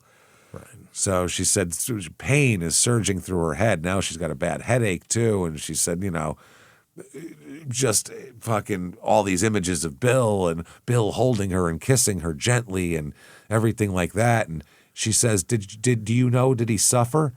And he said, no, he never saw the gun. She said, oh, why, Bill? And this man said, quote, because he was with you. Oh. Yeah. And she said, with me? You mean he's dead because of me? And he said, that's right. And she said, why me? But why me? And he said, because someone wants you dead. Oh, this is getting crazy. Yeah. Yeah. She was like, what the fuck? She said, why me? Why would anybody want me dead? I've never hurt anyone in my life. Why me? And the guy said, because you're going to court next week. And Hope said, oh my God, that's only a couple $100 a month. She's going to court about child support next week. Yeah. So then when the man spoke, she said he sounded confused. He said, well, I don't know, then there must be something else. And she heard him pacing around the room at the foot of the bed and said, I didn't want to get involved in any of this. This isn't my job. I got involved at this at the very last minute, he says. Yeah. They picked me up at the 11th hour. This is crazy. Yeah, I was just on deck. I'm a waiver wire pickup. Yeah. Sign me to a 10-day because somebody tweaked their knee a little bit. Somebody else had the cases first. That's crazy. So he would pace for a while and stop and stand still, sometimes talking in a normal voice, sometimes muttering, sometimes talking loudly. Sometimes he would leave the room for a while. Sometimes when he would return, he would rub her body up and down. Yeah. Then he said she said sometimes he rubbed her with the gun too. Yikes. Once when he came back in, he pushed her face to one side of the pillow and said, don't move, and a flash bulb popped. Oh, like a light. He turned her face to the other side, and there was another flash. Taking pictures, yeah. Then he took a third flash picture, full face. So he did like a mugshot deal, left, right, center. He said, if I decide to let you live, which I haven't decided, and the day ever comes when you do anything to send the authorities after me, the organization will have your picture and you will be killed. The organization? The organization. Yeah. And he said, I'm going to let you keep your hands unbound. Okay. So at some point during this night, she said she had no idea of the time of any of this. She said that her eyes became more accustomed to the darkness, and she knew that the man she was talking to was Taylor Wright, which at this point we know is G. Daniel Walker, obviously. Yeah, we know it's not his name, right. Yeah, so he has really escalated his shit. Yeah, no shit. Stolen cars and jewelry and shit like that. This is a murder and a terrible and more. Yeah, terrible treatment of a woman and rape. At least that's what it seems like, and we'll talk about that. So anyway, she didn't call him Taylor, and she didn't say she knew it was Taylor. He seemed to assume she knew. So because part of the conversation referred to Saturday afternoon. So she's like, okay. Hope said, okay, why did I let you come here? I didn't want you to come. I didn't invite you, but Bill invited you to come. I could never say no to Bill. Right. And he said, it doesn't matter. I would have come anyway. There's a contract out on you. Hope said, a contract? I don't know. And then Walker said, well, I've been misled. You were supposed to be about 45 years old with grown-up children, and you were supposed to be a drug addict and an alcoholic, and you were giving your children drugs and making them sex perverts and ruining them. Oh. And Hope said, the children? What if I had brought the children? The children were, and then he said, the children were supposed to come, and the two older children were supposed to be killed. But the youngest one was to be removed. Oh, kidnapped, huh? Think about that. Yeah. She just said removed. Now, the two older kids come from her first marriage. Right. The other ones come from Tom Masters. So he said, I would rather not kill you, but now I have to because of the contract. My hands are tied. I got to make the money, lady. He said, I should have killed you when you were asleep. If I leave you alive, I'll get into trouble. I can't. I'm going to have a meeting. They're going to bring me in HR. You know how it goes, man. It's going to be a huge pain in the dick. So she heard him pacing near the window, and he said, quote, this is not my job. I don't like it. I've only killed one woman, but she was 45 years old, and she was a spy in the Arab-Israeli war. Oh. Pardon? How did he get there? Whoa, but you're a good person and you're a good mother. Anybody who would pick up an ugly child with a runny nose that isn't even hers must be a good mother. He knows that she takes kids in. Yeah, I would ugly ones. Ugly ones, shitty kids that aren't even hers. He said, I would rather die than go back to jail. Why the hell he didn't just get you last week after you left the restaurant, I cannot figure out. I'm pissed off about that. They're really screwing me here. That's the problem. This is crazy. Sure, your fiance's been killed and you've been raped repeatedly, but this is inconvenient for me. Wow. I'm a little inconvenient.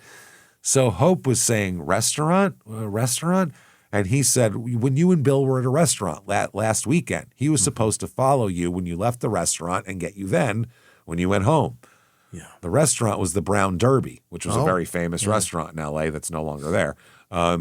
She and Bill had gone back to his apartment instead of back to her house. She remembered thinking it would be all right to leave one of the youngest kid with Martha overnight because he'd be asleep by then, so it'd be fine. Okay. So Walker keeps talking, telling her things, asking her things. He seems to know a shitload about Bill, but he asks whether Bill lived with her or someplace else.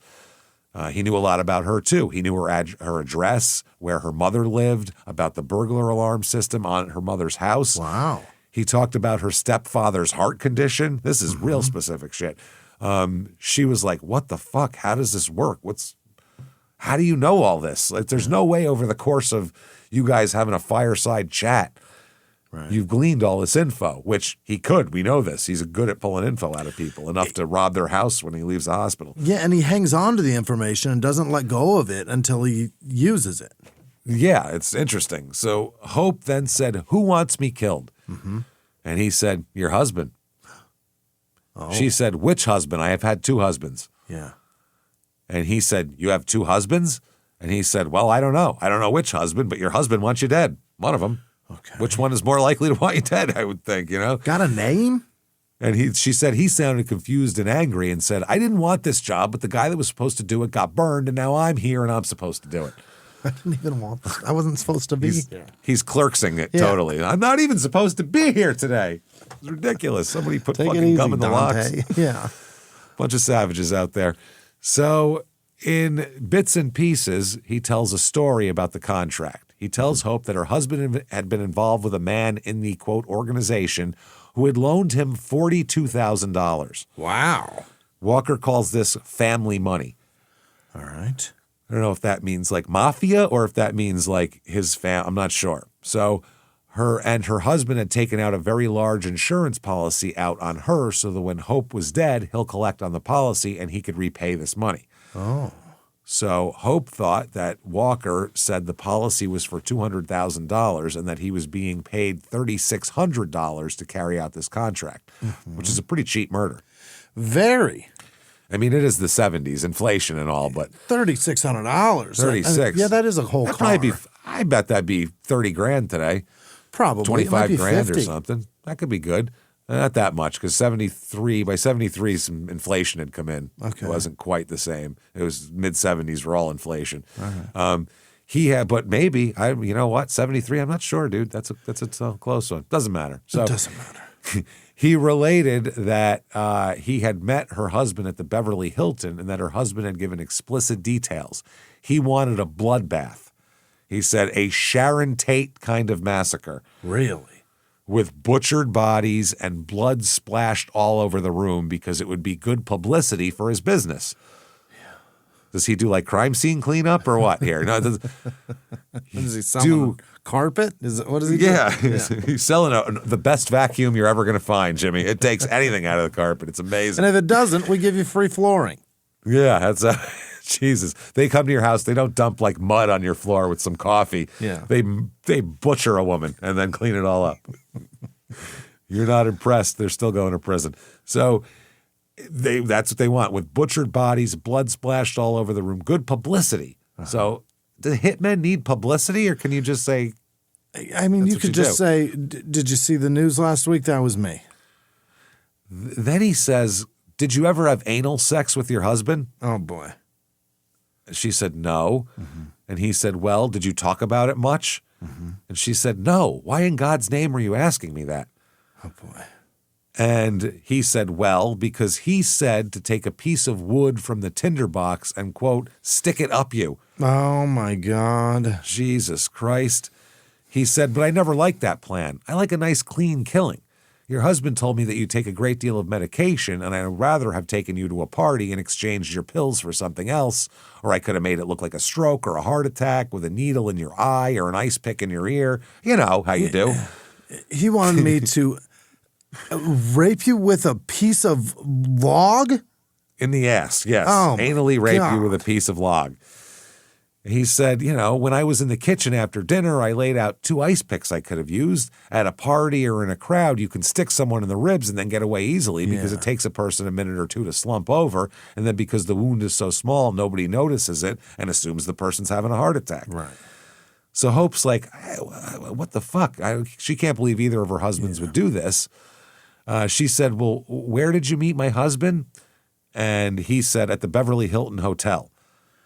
And she said, well, did he just say I want a bloodbath, a Sharon Tate kind of thing? And in 73, that was still the biggest story in the world. Yeah. And he said, oh, no, he discussed in detail what he wanted done. And she said, my God, how long did this conversation last? And he said, about 20 minutes. He gave me a lot of details because he said that he said to have you die in a spectacular way that would make the papers and the publicity would be valuable for his business because it would be the husband, the wife of this guy, and his name would be all over the papers. Yeah. Which I've never thought of that as a way to promote the podcast. And we he's should got just kids start murdering to feed, people. So, yeah. Yeah, we should just start murdering people. That'd be the biggest story in the world. Podcast hosts murder people. Of course, the podcast would be over. It's terrible publicity. But it'll be number 1 for a minute. For a minute, yeah. The worst idea ever, basically, for publicity this guy had. I'll kill my wife, and then I'll just hire a PR company. Yeah. It's cheaper, probably, too. So they said that the story started to make sense to Hope because she remembered her surprise when Tom, her ex-husband, had said he was going to meet someone at the Beverly Hilton. She knew he hated the Hilton, and she remembered asking him why the Hilton. Yeah. She said, it takes forever to park there. And she also said she remembers her husband's obsession with the Sharon Tate murders. Yeah. Which everyone in L.A. was obsessed with that. Yeah, who isn't? Yeah. She had seen Tom reading a book, and Tom almost never read books about the killings. She could not accept it. Everybody on Earth read Helter Skelter in 1972. Yeah. Everybody. So she managed to ask, well, how did he look? And he said, I didn't like the way he looked. I didn't like him at all. He's greasy. Okay. She thought, that's weird. Tom doesn't have a greasy look. He's real neat and well-groomed, but she said he washed his face 5 times a day, and in the morning his face would be shiny because his skin was so oily. She thought, oh, my God, it must be Tom because maybe he just didn't wash his face and he got all oily. Yeah. She said, oh, my God, and if it must be him because if he didn't meet Tom, how would he know that Tom has oily skin? Yeah. How would he know that Tom was interested in the Tate murders? But if it is Tom, he must have lost his mind, and the children need to be protected, especially the youngest. So she said, the children, I have to get back to the children. The baby needs me.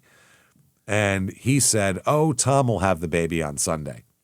Okay. She said, no, Tom's never had the baby on Sunday. No matter how many times I've asked him, I've been sick, I've had 100,000 problems. He's never taken the baby on a Sunday. And Walker said, I don't care. He'll take the baby this Sunday. Okay. So she thought about her young child. She thought about, all of this shit. She said, oh, my God, he'll never know. He'll never remember me. If I die now, my baby will never remember me. This is crazy. So he began yelling at her, stop it, shut up, stop it. He's kneeling on the bed, shaking her and saying, I can't stand it when a woman cries. I get all emotional. It's awful. So I can't watch this. This is hard on me. Yeah. Don't you understand? This is deciding whether so sad. Yeah, deciding whether to kill you or not. So then she said she burrowed her face into a pillow, and he calmed down. He moved away from the bed and started talking in a normal tone. And he said, quote, Bill was too dull for you anyway. You need someone more exciting. Oh. And she said he was not too dull. He was he had one of the most fantastic minds in the world. Just because he's quiet, you think he's dull, but you don't know what he's doing when he's quiet. He could be composing a song, or he could be thinking of some fabulous thing that he's going to shoot on film. He has very creative ideas, and he just doesn't talk about them. And besides that, Bill's a very good person, and he loves the children, and I depend on him for everything. And then he cuts her off, and he says, I don't want to hear any more about Bill. Fuck Bill. I said he was boring. Who cares? We're moving on. So she tried to lighten the tone, she said. She said, and you're wrong. I don't need someone more exciting. I've had someone more exciting, thinking of her first husband, or no, another guy. And she said, and I can't take it. It wears me out.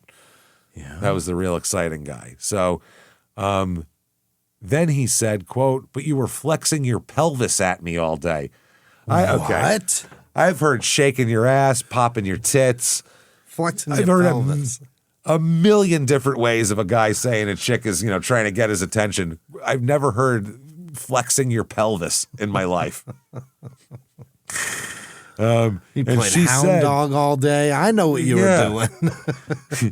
She said, "What in God's name do you mean flexing my pelvis?" Because she never heard it either. I'm glad that this is not just me that never heard this.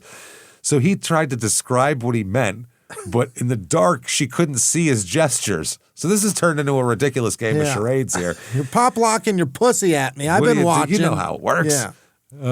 She said, "Do you mean the way I move around a lot when I'm sitting? I'm always readjusting my position." And he said, "Yes."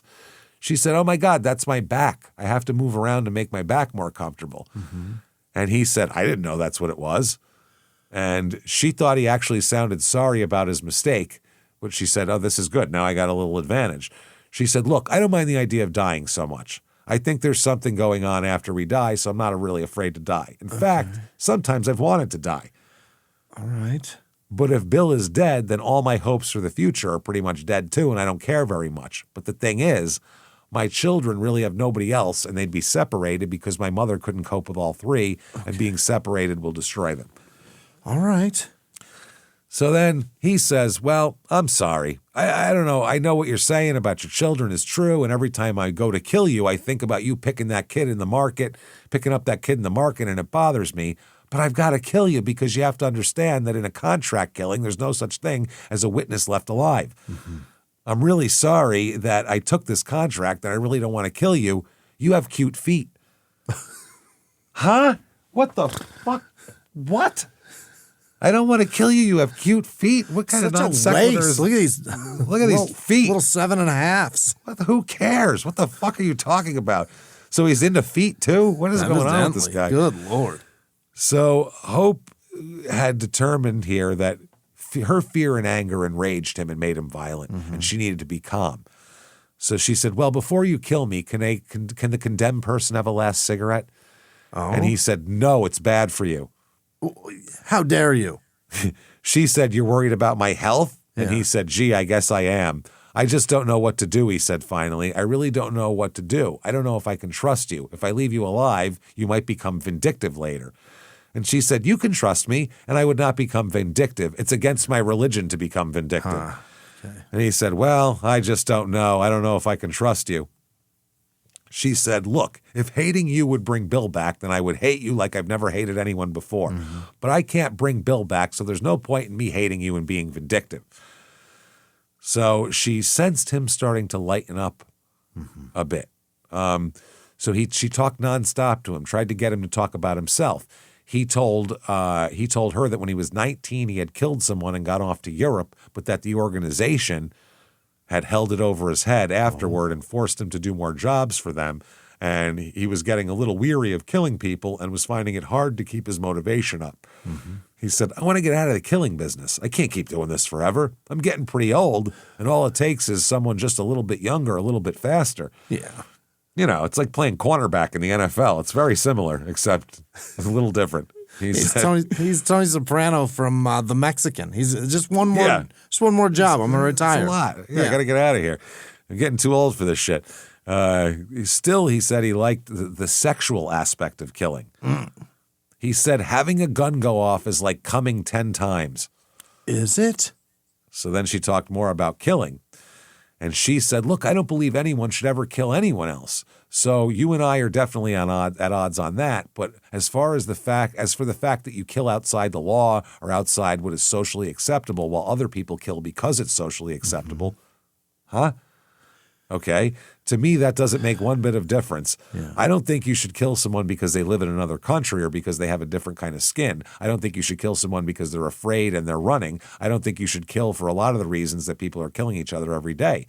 If you were killing socially correctly, you could be a hero, but you're just killing socially incorrectly, which to me makes you no worse than the other person. Right. You're no worse than some soldier who shoots a woman. You're no worse than a cop who shoots a kid in the back. In fact, you're probably better. You're probably better than Lieutenant Callie, which I think was a cop in the paper at the time. The really evil people are the people who know me and yet sent you to kill me. Which I agree with that too. If you're a cop and you kill someone that I don't think you should have killed, I'm more pissed off because you were trusted, given a gun, and I'm paying your fucking salary. I'm paying for that. At least if this guy's killing people, I don't have to pay for it. You know what I'm saying? Yeah. I don't have to pay for it when they put him on fucking paid leave after he murders people. That's bullshit. So I agree with her there. So she said, and I have no particular hatred for you. I have no desire to attack you or get revenge on you or anything like that. I'm opposed to you, but I'm also opposed to half the men in America who've gone out and killed someone for no reason. Okay. Wow. In 1973, half the men in America killed someone for no reason. It's a lot. More than I would have thought. Half. Wow. Half the country were cold-blooded killing sons of bitches. Murder rate must have been off the charts. She said, I'm even opposed to the people who shoot animals. And now if you have to kill me, I understand your position. And I'm asking you to please understand my position too. And let me do something to see that my children are taken care of. Then you can shoot me. But first, let me call my mother. Mm-hmm. Wow. He said, you can't call your mother. And she said, you can hold a gun to my head the whole time I'm talking. And when I've made it sure that my mother will get the children and keep them safe, then you can shoot me. Okay. He said, no. She said, well, then just let me make out a will asking that my children be kept together as a group and go to live with my family. I know rather than being separated, that would be better. Yeah. Then you can shoot me. Mm-hmm. And he said, how would your family get the will? And she said, you could mail it for me. Okay, this is getting insane now. I got stamps in the drawer. Now, do I have to my own postage? What are we talking about here? She said, I will trust you to mail the will if you will trust me to let me get up and write it. Mm-hmm. And he didn't say anything back. So she said, or I could just write a note about the children. And in the note, I will say I'm responsible for killing Bill. And then you don't even have to shoot me. I'll shoot myself with your gun. Oh. So here's how it works. You give me your gun and then everything will be fine. Hand that over. Let me finish the job for you. Yeah. So he says, Hope, you couldn't handle this gun. Why you wouldn't even be able to keep it in your hand? It would knock you over. It would blow you halfway across the room. No, that wouldn't work. It's fucking crazy. Then at one point he said, if you ever want to know more about me, read The Day of the Jackal. I'm the Jackal. I'm the Jackal, he says. If you want to know more about me, go to the library. Yeah, if I don't shoot you. Yeah. If I do, then never mind. He then was talking about code of ethics, about killing a mother with young children, and especially when they have very little money. He said he's got to think about it. You know, he said at one point he laid the gun down and laid on top of her, put his head on his shoulder, and fell asleep. Really? Hope says she blacked out at that point. From momentary relief and shock combined, she was unconscious, which I don't know if that doesn't sound like a thing that happens. But she laid in the darkness and she was bound and she was wondering if any of this was real. She said later on about the cold, evil brings a feeling of intense cold. In the icy blackness of the room, I felt I was in the presence of true evil. Right. Sunday, February 26th and Monday, February 25th and Monday, February 26th now. So the next morning, Walker tries to kiss her and she stopped him. She said she needed to brush her teeth first. I got morning breath. You don't want this. You know. Yeah. Walker alternates between being threatening and having a good time over the course of the day. Yeah.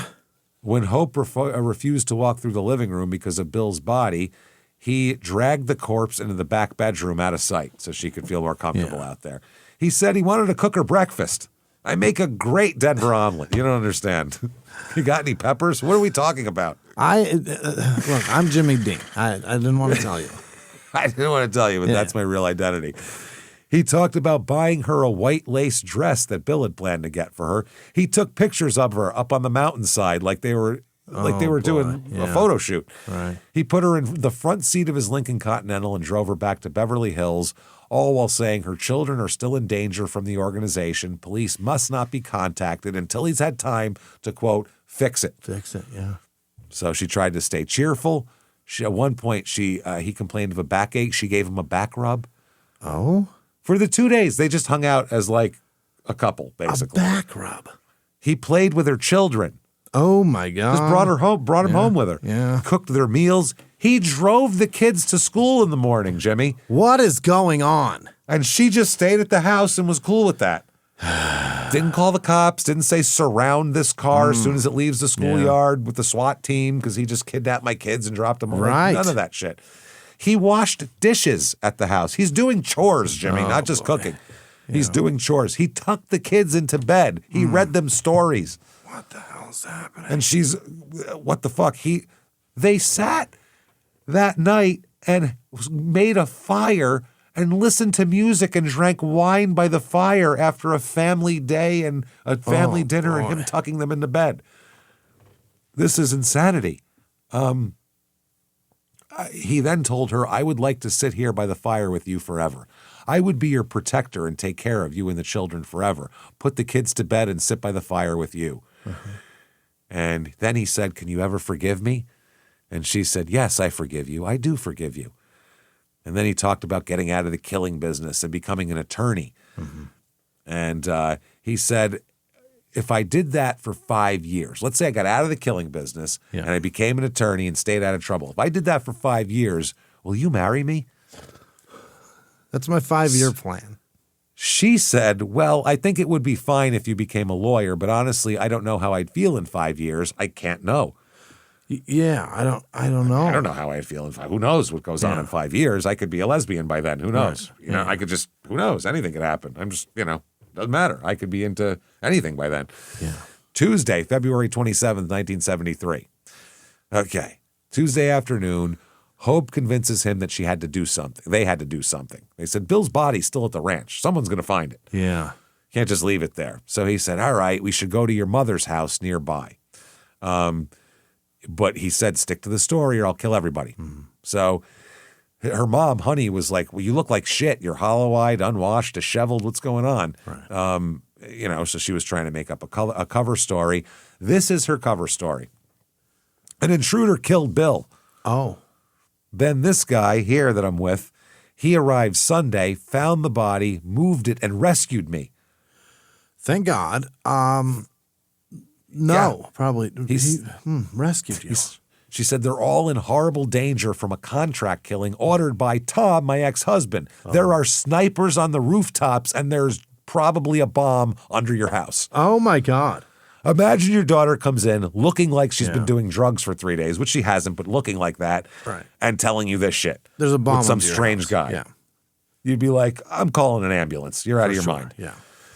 So this is how charming fucking Walker is. Somehow, even after this story, he charms the shit out of the parents. Oh? Mom and stepdad. Really? Yep. They said that his story didn't make sense. Why hadn't they called the police? But he's a well-spoken guy. He knows what he's talking about. He had an answer for everything. He said, I'm not an American national. Oh. I'm not a citizen. Yeah. He said he'd tampered with the evidence, too, and he said that could cause him trouble with his passport. He doesn't want to get kicked out of the country. Okay. Hope's stepfather heard the story and reached for the phone immediately. And he said, I'm 63 years old. I've never broken the law in my life, and I'm not starting now. I'm calling the cops. So Hope slammed the phone down and said, you're not just risking your own life, you're condemning my children. All right. So Walker stood up and smiled and said, I'll call the police, but not from here. This phone is tapped. Oh. The organization, obviously. I'll use a phone at the Beverly Hills Hotel. And then he walked out. Now, she is now alone with her mother and stepfather in the house, and he is outside. He's gone. Lock the door. Yeah. It's over. Okay? Call the cops, lock the door. Shit's over. Anyway, Hope scrawls out a will. And her stepfather brought out guns he kept in the house because they said there's an organization and snipers and bombs. So now the cops end up showing up. At first, they don't believe her stepfather's claim that there was a body at the ranch, which is interesting here. By the way, I think her original last name was Elise and her stepfather's name is Niven. That's what I'm thinking. Thinking that's how it works here. So they said there's a body at the ranch, which he partly owns, and Mrs. Masters said at the time, her mom, there's been a murder. And they said, we're all in danger. Send someone here. So they were like, yeah, right, and hung up. And they call back, there's a fucking murder. What are we doing? Yeah. It's like, there is a corpse in the garden. You know what I'm saying? Like, Funny Farm style. So 2 plainclothes police officers arrived, and she says that she was standing in front of her parents with a gun. Now she's got a gun, too, because she thought she was the intended victim and the officers might actually be murderers sent to kill her. Oh. That's what she said. So, Hope tells them the story. Unknown intruder, contract killing, rescued by this Taylor guy. Sure. By 10:30 p.m., Porterville police find Bill Ashlock's body at the ranch following that call. It's wrapped in a bedspread in the back bedroom, shot in the head, and dead for days. Oh, boy. At the same moment, at 10:30 p.m., pretty much, a man is renting a white Chevy Impala at the Avis desk at the Los Angeles airport, paid with a credit card and signed the slip William T. Ashlock, the dead man. Oh, really? Oh, yeah. He paid with his credit card, with Ashlock's credit card. Now, Hope is arrested at this point. Oh, yeah. They don't believe any of this shit. Right. Okay? So Hope is arrested on suspicion of homicide here. I guess they're everybody's involved, and now the Illinois State Police get involved too. Remember Detective Swalwell, who wanted to know about him? He's back involved. He had been tracking him as a fugitive, trying to find him. Hope is going to end up being released on $50,000 bail after 2 days in jail. She goes back to her mother's house to do that. The phone's ringing. She's getting sympathy cards and all that kind of shit and anything. There's big headlines, the socialite and the killing. Right. And in the paper, she is not cast as a victim. She is cast as someone who's probably involved in this. Oh. That's what they're saying. A little because skeptical. The story makes no goddamn sense whatsoever. Yeah. So she said, nobody understands what I'm going through. She said, because it's only the cover story, she told. Right. Someone broke in, we moved the body, and then we called you guys because there's the organization. Right. She didn't tell them the story that we've talked about before. Then there's some tapes that pop up. Mysterious tape recordings, according to the newspaper here, have given an account of rape and murder linked with the pending murder of trial of Beverly Hills socialite Hope Niven Masters. So sources close to the investigation say that apparently there's a voice on the tape, and the recordings are found in her mailbox in Los Angeles, in Honey's mailbox, Hope's mom's. Now, the voice repeatedly gives a detailed account of the events leading to Bill Ashlock's death there. The recordings relate finding Mrs. Masters nude and bound at the ranch, and said she blurted out the fact that she had been raped, that someone had been hired to kill her and her children. The recording voice identified itself as non-American, an illegal alien in the United States. He said he had joined Ashlock and Hope in Springville in the pretext of interviewing Ashlock for a story about him being a bachelor. The tape recording paralleled what she said earlier.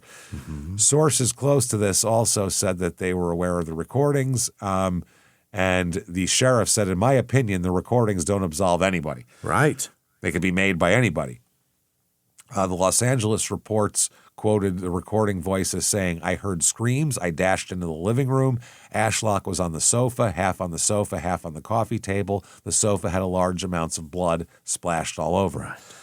Right. The scene, they said, took place after the mystery man had left the ranch for the evening and returned the following morning. On his return, that's when he found Hope naked, hair disheveled, hands and ankles tied with tape. Uh-huh. She told the man reporting the incident on the tape that her unknown assailant had been hired but hadn't killed her because he normally didn't take assignments to kill women. Okay. So this is the tape that they're getting here. They said the first tape arrived by messenger. It's addressed to Hope. Her stepfather called the attorneys they hired, Tom Breslin and Ned Nelson, and a private detective, Gene Tinch. That's almost Tench. Right, yeah. Yeah. Everyone gathered to listen. She said, I do not want any member of your, or they said, I do not want any of your family listening in. I don't want any of your lawyers to listen in. I will stick to by you to the bitter end, and I'll get you out of this mess. I won't leave the country. I will not leave the area until I know all the charges against you have been dropped. That's what's said on the tape, the one addressed to her. Said, I kept track of the kids. I know they're staying home from school. I'm not far away. I'm going to stay close. I'll see you out of this one. Mr. Fix-It will get you through. Yeah. And I found a stunning white dress, size 3. So the tape continued here with this version of the events, saying that, you know, I will answer questions, but only outside of the United States. He also claimed a man recently found dead in a Sunset Strip motel was the killer originally hired for the Hope Masters job, but eliminated because he'd taken the money but never carried out the hit. The tape ends romantically. I'd love to come home to you. Give the kids a kiss. Very weird here. They said that the attorney described the voice as clearly evil, a caressing voice, romantically nostalgic, brilliantly exploiting Hope's deepest needs, especially her need for a strong man to solve her problems. That's what her lawyer says. Sure. The investigator suspected immediately that Taylor Wright is not this hero that she's talking about. Right. They didn't believe that Hope shot Bill, and they didn't believe her story of a stranger coming in, then this guy showing up. And they couldn't understand if this guy did kill her husband, and why would she be protecting him? Yeah. And why would she be protecting him? The detective said, she's away from him. She's free from him. Why continue to take the rap for him? What's the deal? So the morning after the tapes, an FBI agent produced a photograph of a mugshot of a long-haired man with a glint in his eye, and Mom said, yes, that's the guy, because that's Taylor from the day before, or Walker. And her stepdad said, yes, that's the guy. Now, Hope stares at the picture, and she's looking, and the FBI agent's talking. Hope closed her eyes, and she could hear, I can't leave you, she said in her mind, she could hear Walker saying, I can't leave you alive. You could identify you. And her saying, I don't know if I can trust you. You can trust me. Yeah. And she said, yes, that's him. Oh. That same morning, Detective Swalwell, back in Illinois, was reading Walker's latest letter to his attorney. Remember, he sends his attorney letters. He's got time to do all this shit. Yeah. And they said, the letter said, I'm enclosing a picture of Hopi. Her name is Hope, but it's called Hopi. I took a picture in Hopi's garden in L.A., and then Walker wrote that Hope elected to go to jail to give me enough time to get away. Oh, boy. Yeah. So then there's the phone calls. The FBI gave Hope instructions. You're the only means we have of catching this guy. It's important that you keep him on the phone if he calls. You got to keep him around. Right. So the phone rang, and she answered and said, how are you? And he said he knew she was doing badly, but he would stick around and see her out of this mess. She said she was scared and everything's horrible and that police thought she was some sort of sex freak. And he said, that's a bummer. And she doesn't even kiss until she brushes her teeth. And then he laughed. And he said, I got to go. I'll call you later. So he said, take care of yourself. Give me a kiss. Love you. Oh, in the last call, he asked Hope, have they shown you any pictures? She tried to change the subject, but he cut in. Have they shown you any pictures? And he said, no. She said, no. He said, then they don't realize you don't know who I am. And she blurted out, listen, take care of yourself. I don't want you to get killed on account of me. I don't want anybody to get killed on account of me. And he said, that's neither here nor there. I must enjoy what I'm doing, you know. You take for so many years, and all of a sudden, it's your turn to give. All right. Sunday, March 11th, 1973, 10:25 a.m., Howard Johnson's Motel in North Hollywood. Yeah. If you don't know anything about California, North Hollywood is nothing to do with Hollywood. No. Other than being north of there. You won't see a single person. No, that shit's the valley, man. Yeah. That shit is bad. It's not just crap. No, it's not. There's nothing glamorous about it, is what I'm saying. This is just houses. So they end up surrounding Walker here. So Daniel Walker is surrounded. He had a gun on him, too. He's disarmed, and he's arrested. He's registered under the name Taylor Wright. Guess who else is there? Detective Swalwell is there from from Illinois. He came in. 16 armed officers had conducted an all-night stakeout waiting for him to come out. Wow. So they disarm him. FBI is there. He offered no resistance, and he carries a .38 caliber pistol. Ooh. He was using Bill's credit cards. His car was rented with Bill's Bank AmeriCard. There's 11 pages of inventory from his car alone, including surgical gloves, other men's clothing, credit cards, Bill's W-2 form, and multiple sets of keys. Wow, this is crazy. His whole identity. Yeah. So Hope assumed that this capture would clear her of everything, but it doesn't at all, because they think she's full of shit. Right. So in jail, this is wild. While he's in jail awaiting murder charges, there's an article in the Birmingham News that says G. Daniel Walker, who communicates with Warden Toomey mainly through the courts, says, "The prison years are dead years. Men are frozen in immaturity by being deprived of fundamental liberties. Our lives are dominated by petty rules which have no valid security purpose, but are great tools of harassment. My aim is to drag correction, scratching, screaming, and kicking into the 20th century." Okay. He's a reformer now. Yeah. Never mind murder. That's insane. Then here comes more charges from different crimes. Uh-oh. Yeah. The newspaper article says a smooth-talking escaped convict with a Jekyll and Hyde personality who is now being held for murder in California has been linked to the beating of the robbery of the jewelry salesman. Yeah. So they link him to that as well. His movements have been traced by various police agencies to Denver, Colorado, and later to Los Angeles, California. April 18th, 1973, Hope and Daniel are both charged with first-degree murder. Oh, shit. Hope, too. Absolutely. So the newspapers are going crazy with this. This is rape, murder, mafia contracts, and, distinguished bachelors and all this shit. It's a lot. So this is everything a reporter could ask for in a murder story. They've been waiting for this since Sharon Tate died, essentially. Yeah. And they're like, let's get those Watergate hearings going so we have something else to write about. So her attorney told the court that her slender blonde client, a former model, had been raped and threatened after her boyfriend was murdered. One story told during the preliminary hearing in Porterville held that an intruder entered the ranch house, and that's the story that they told. That's her story here. He told her he was a contract man paid by her ex-husband. So her lawyer recounted preliminary hearing testimony that she'd stood by her story until one day when she told another version she said could mean her life. Her second version of the story, not a man came in, whatever, was that Walker had been the killer all along and that he threatened her into silence. And her lawyer said she was absolutely, literally terrified. Okay. Walker is acting as his own co-counsel. Attaboy. He's questioning everybody. Yeah. They said he spoke in legal terms as his handcuffs clinked on his wrists. Yeah. Jesus Christ.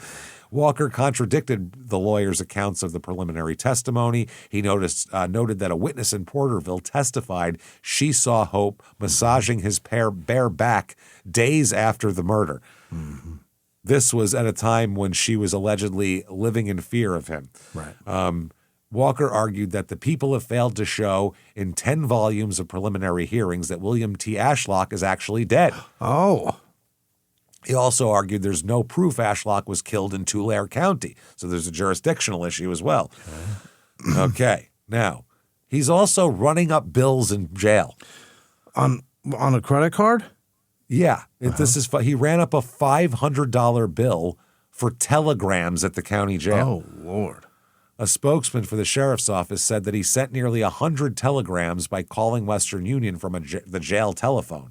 The matter came to light when the sheriff's office began receiving correspondence from police agencies around the country addressed to Walker. Uh-oh. In one case, a letter was addressed to Sheriff G. Daniel Walker, Tulare County. If he wasn't a piece of shit, he's entertaining.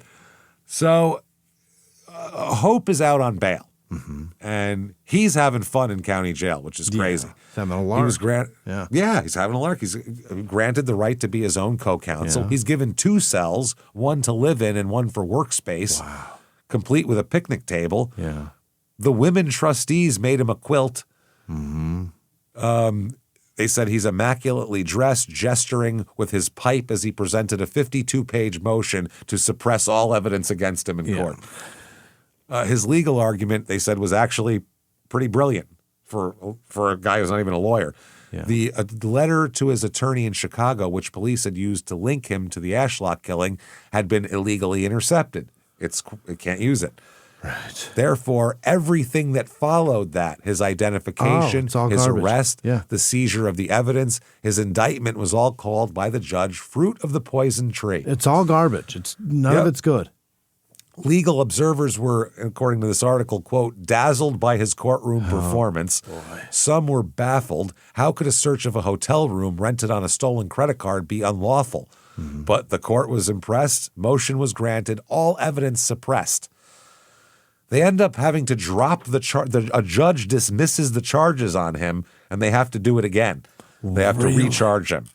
Yes, it's fucking insanity, man. They have to recharge him and retry to get all this shit. Also, Hope, there's some things about her story that don't line up also that they're saying. They're talking about one of her former boyfriends was called to testify about a conflict in dates regarding Walker's presence at the Springville ranch. Okay. So there's dates, there's jurisdiction. He is muddy in these fucking waters like crazy. And he's like, you don't even know if that's him. That's Bill Ashlock. Right. They said the alleged murder victim in Springville appeared today to be legally questionable in court. He's not, he said, it might not be him. And the court's like, interesting. The district attorney said, I'm not completely convinced of that. They're saying that identification must be established, is what he says. The district attorney says, I don't think so, basically. He said there need only be a murder victim, not necessarily even identified. We know there's a dead person. Who cares who it is, basically? We killed someone. He killed someone. Right. They said, though, they will refile the charges and all of that. So after everything's dismissed, you know they're pissed off here. Refiled, but now the prosecution's case is they have no physical evidence now. Everything's been suppressed. Right. The case comes down to Hope Masters, and she's the co-defendant, so she can't be compelled to testify. Can't force her to testify. She's on trial for murder. So the prosecution could either make a choice. They could either let Walker go, drop the charges, or make a deal with Hope. Okay, what do you do? One of the two. So the prosecutor said, we can't just dismiss. How about guilty to a lesser charge, like not calling the police on Hope, they said. All right. What if we just do that? Let her plead. Her lawyer said, nope, dismissal or we go to trial. Okay. So the judge stepped in and said, as I see it, the thing that will convict Hope Masters is your proof that she knew Mr. Walker before he came to the ranch. Do you have any evidence of that? And they said, no, we don't. Okay. And the judge said, well, then I don't think you'll get a conviction against her, and I think you're better off getting her cooperation. So they dismiss her case, and she is the star witness now. Okay. Which, I mean, based on everything, if they had evidence of them having a previous relationship, that would be one thing, but they don't. Yeah, and I mean, what she did could be some weird Stockholm syndrome shit. I mean, Patty Hearst robbed a fucking bank. You know what I'm saying? Like, the bummer, though, is going to be that that's going to be common knowledge, and she's not going to be able to. During her testimony, the lawyers are going to bring up that she is getting a deal. Yeah, definitely. Are you getting no charges? Right. But I mean, she could say pure victim. She could. I mean, you know, it's the likelihood is that she's a victim. Sure. Pure victim here, but. Everything didn't look quite right, and our limited knowledge of psychology back then also didn't help. And so the trial comes up for Walker. It's an 8-man, 4-woman jury. Trial lasts almost 2 months. Wow. Which is a crazy amount of time for non-OJ trials. Yeah. Walker acts as his own attorney, of course. 98 witnesses are called. Holy. Tom Masters is called. He denied ever knowing Walker or having anything to do with any plot against Hope. Yeah. The real Taylor Wright is called, who was beaten and robbed in Ann Arbor and says, yeah, that guy beat and robbed me and stole my fucking name. Yep. They get Hope's 13-year-old son, Keith, whose testimony, quote, wrung the hearts of the women in the jury. He made people sob. Yeah. and 13. And so, Jesus Christ, that kid is in his 60s now, by the way. Yeah. He's in his late 60s. We're going to talk about it. Walker decides to testify. Oh. Now, there's some drama during the trial here, obviously. A newspaper says there's enough drama in the Tulare County Courthouse these days to open it up at night and charge admission. Oh.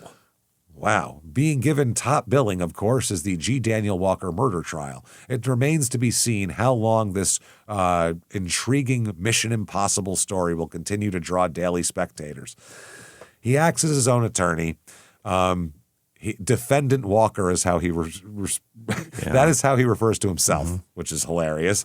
He moves freely about the courtroom, questioning witnesses. They said the only indication that he was not a real lawyer was the clinking of his leg irons, which were not clearly visible from the audience section. That's good. They said a newcomer coming in not knowing anything might have thought it was loose change in his pocket even. It was that kind of thing. They hired a new prosecutor since one was sick and had to bow out of the case, and he's assumed a more subdued role. They said now the public defender is doing most of the talking, frequently arguing fine legal points and attempting to impeach witnesses. They bring in the tapes that are his voice, by the way, all the tapes going to her. That looks terrible. The prosecutor, and he said, well, that's proof I'm innocent. Yeah. And the prosecution thinks the whole tape is a fairy tale made up by him. So that's ridiculous. The private investigator, Gene Tinch, who said he interviewed Walker in a Hollywood jail, testified that the voice on the tape is Walker's. Yep. Duh. I mean, what the fuck are we talking about here? So now Hope testifies. And they said, were you and Bill Ashlock just plain friends or what? And she said, well, we thought of ourselves as married. We weren't married legally, but we were going to be married soon as my hearing came up. And they talk about they were in love. They talk about the whole day, and, we don't have to go over the rape and all that kind of shit again. But she basically gives her whole story that she gave earlier of what the fuck happened. She said at one point, I don't know, but I know that I did know it was Taylor because I said to him, please go see if Bill is really dead. So I sort of had the feeling that someone I knew was there. I felt very confused. And they said, at this time, did you recognize the person? And she said, I knew it was Taylor. So there's that. Talks about someone wants you dead. Talks about rapes. Talks about all this type of shit here, which is a lot. Imagine that in court. I mean, that's a big story to tell in court.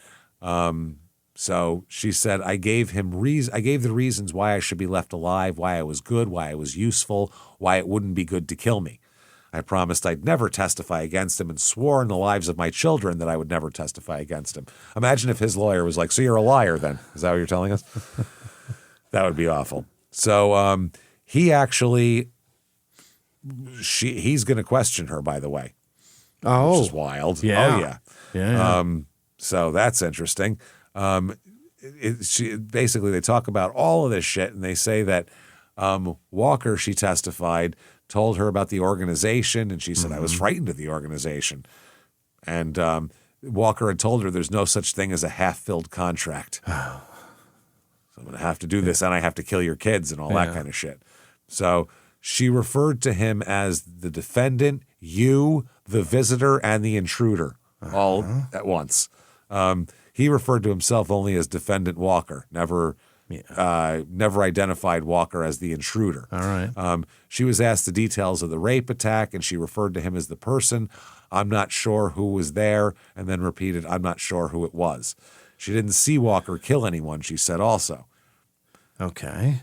Now, cross-examination with him as his own right. attorney. She showed up into the room, and she shook him, and he was covered in blood. She didn't see him kill anyone. And they said, did you see Defendant Walker kill anyone? She said no. And he said, well, mic drop on that. Fuck you. A defense doctor comes in here. A physician testified in the murder trial saying that he saw no signs that Hope had been raped or beaten, but that she was somewhat emotionally disturbed at the time he examined her. Okay. Well, we would know past the rape, it would be at least 3 days have gone by. Right. This is a woman who's had 3 kids. How much more, how much fucking damage do you want done in there in 3 days? You know what I mean? I'm not saying she's fucking walking around picking up manhole covers with her crotch or anything, but, you know, a woman with 3 kids, you're not going to rip her vagina apart fucking 3 days later. For the most part, I'm sure it happens, but it's less likely, I would say, the more days that go by here. And so that doesn't make any sense. That's just horrible. This guy's an asshole, I think, honestly. So that doctor, anyway. Mm-hmm. So the doctor, Dr. Wong, said he detected marks on Mrs. Masters' left forearm that were possibly from adhesive tape, but he could not, 4 days after the incident, confirm whether the woman had been sexually assaulted. Mm. So she was bound. Mm-hmm. They said there was adhesive. So if she was lying, why would he have bound her? Why would he tape her? There's be no reason to tape her at that point. So you got to believe her.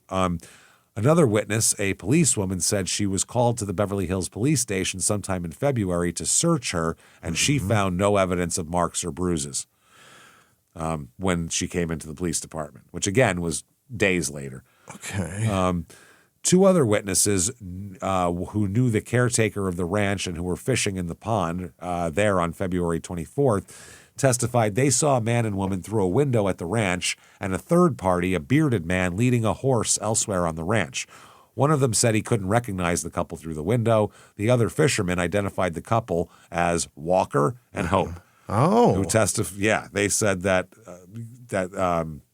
all of that. So the judge criticized the defense for taking too long with too many irrelevant questions, which when someone is not a lawyer, they do that constantly. Ask if you watch the fucking oh god, the Lori Vallow thing, Jesus Christ, literally every fucking 5 seconds they'd be like, nope, relevance. So you've never had my chicken enchiladas? Is that what you're telling the jury? That's my green chili chicken enchiladas, which her son says are mid, which is the best thing ever. Have you ever seen me conspire? Ever? Have you? That's what she would ask people. Have you ever seen me? How do you watch someone conspire? You ever seen me like huddled up with someone, like looking back of us and all that? But she would ask a bunch of dumb questions about, and they would say, that's not relevant. Stick to the relevant shit. Your Honor, he hasn't had the enchiladas. This matters. This is huge. It's huge. Bombshell. Bombshell tonight. Now, he testifies, Walker. Okay. I really want him to sit down, then get up and ask himself a question, then sit down again and go, well, thinking about it. Actually, I really want him to do that. So he said the first thing on the stand is that he's known as Daniel and G. Daniel Walker, but that he's used 90 names in the past 23 years. 90. He said he's a former ad executive and met Bill in 1965 at an advertising conference. Okay. Because Bill's been in the game for a while, too. Walker claims he worked on Captain Crunch's campaign and the Shindig television advertising accounts. Captain Crunch, goddammit. I love your work. He said he had used Ashlock's apartment to hide out because 31 attorneys representing him on various matters had been ordered to produce him before a Cook County, Illinois grand jury investigating a matter Walker did not disclose. Wow. Walker gave an account of dating several women and sometimes meeting with Ashlock and Mrs. Masters at numerous Los Angeles restaurants and lounges. He's saying, I knew the couple well. Yeah. Well, then why the fuck would Bill think that he was a Los Angeles Times reporter that's doing a Distinguished Bachelor thing, and when he had lunch with him for 4 hours, doesn't know this is a guy he knows? Yeah. Doesn't make sense. He also said that he wasn't around when Ashlock was murdered, but in an account sprinkled with spicy anecdotes, he said he knew the victim and also Hope long before the killing. He said, I did go to the ranch house, but I left that evening while Bill was still alive and didn't return the next morning. It didn't return until the next morning. When he returned, he said, Hope told me Bill was dead. So that was that. He said that Hope uses drugs and even revealed a secret hiding place in the main house on the River Valley Ranch in Springville, where Hope allegedly had stashed hypodermic needles, pills, and powder drugs as well. Okay. So, also, Hope has denied using drugs other than tranquilizers, and a policewoman testified to finding no indication of needle marks on her arms. So he's going to slander this woman in court. Oh, that's his strategy? Apart. She's actually a huge whore and is in on this with me. And not only that, an evil, murdering asshole. So He also said that Hope told him after the murder that she heard the voice of her estranged husband, Tom Masters, at the scene the night of the murder. She's going to say, that's what she told me. I don't know.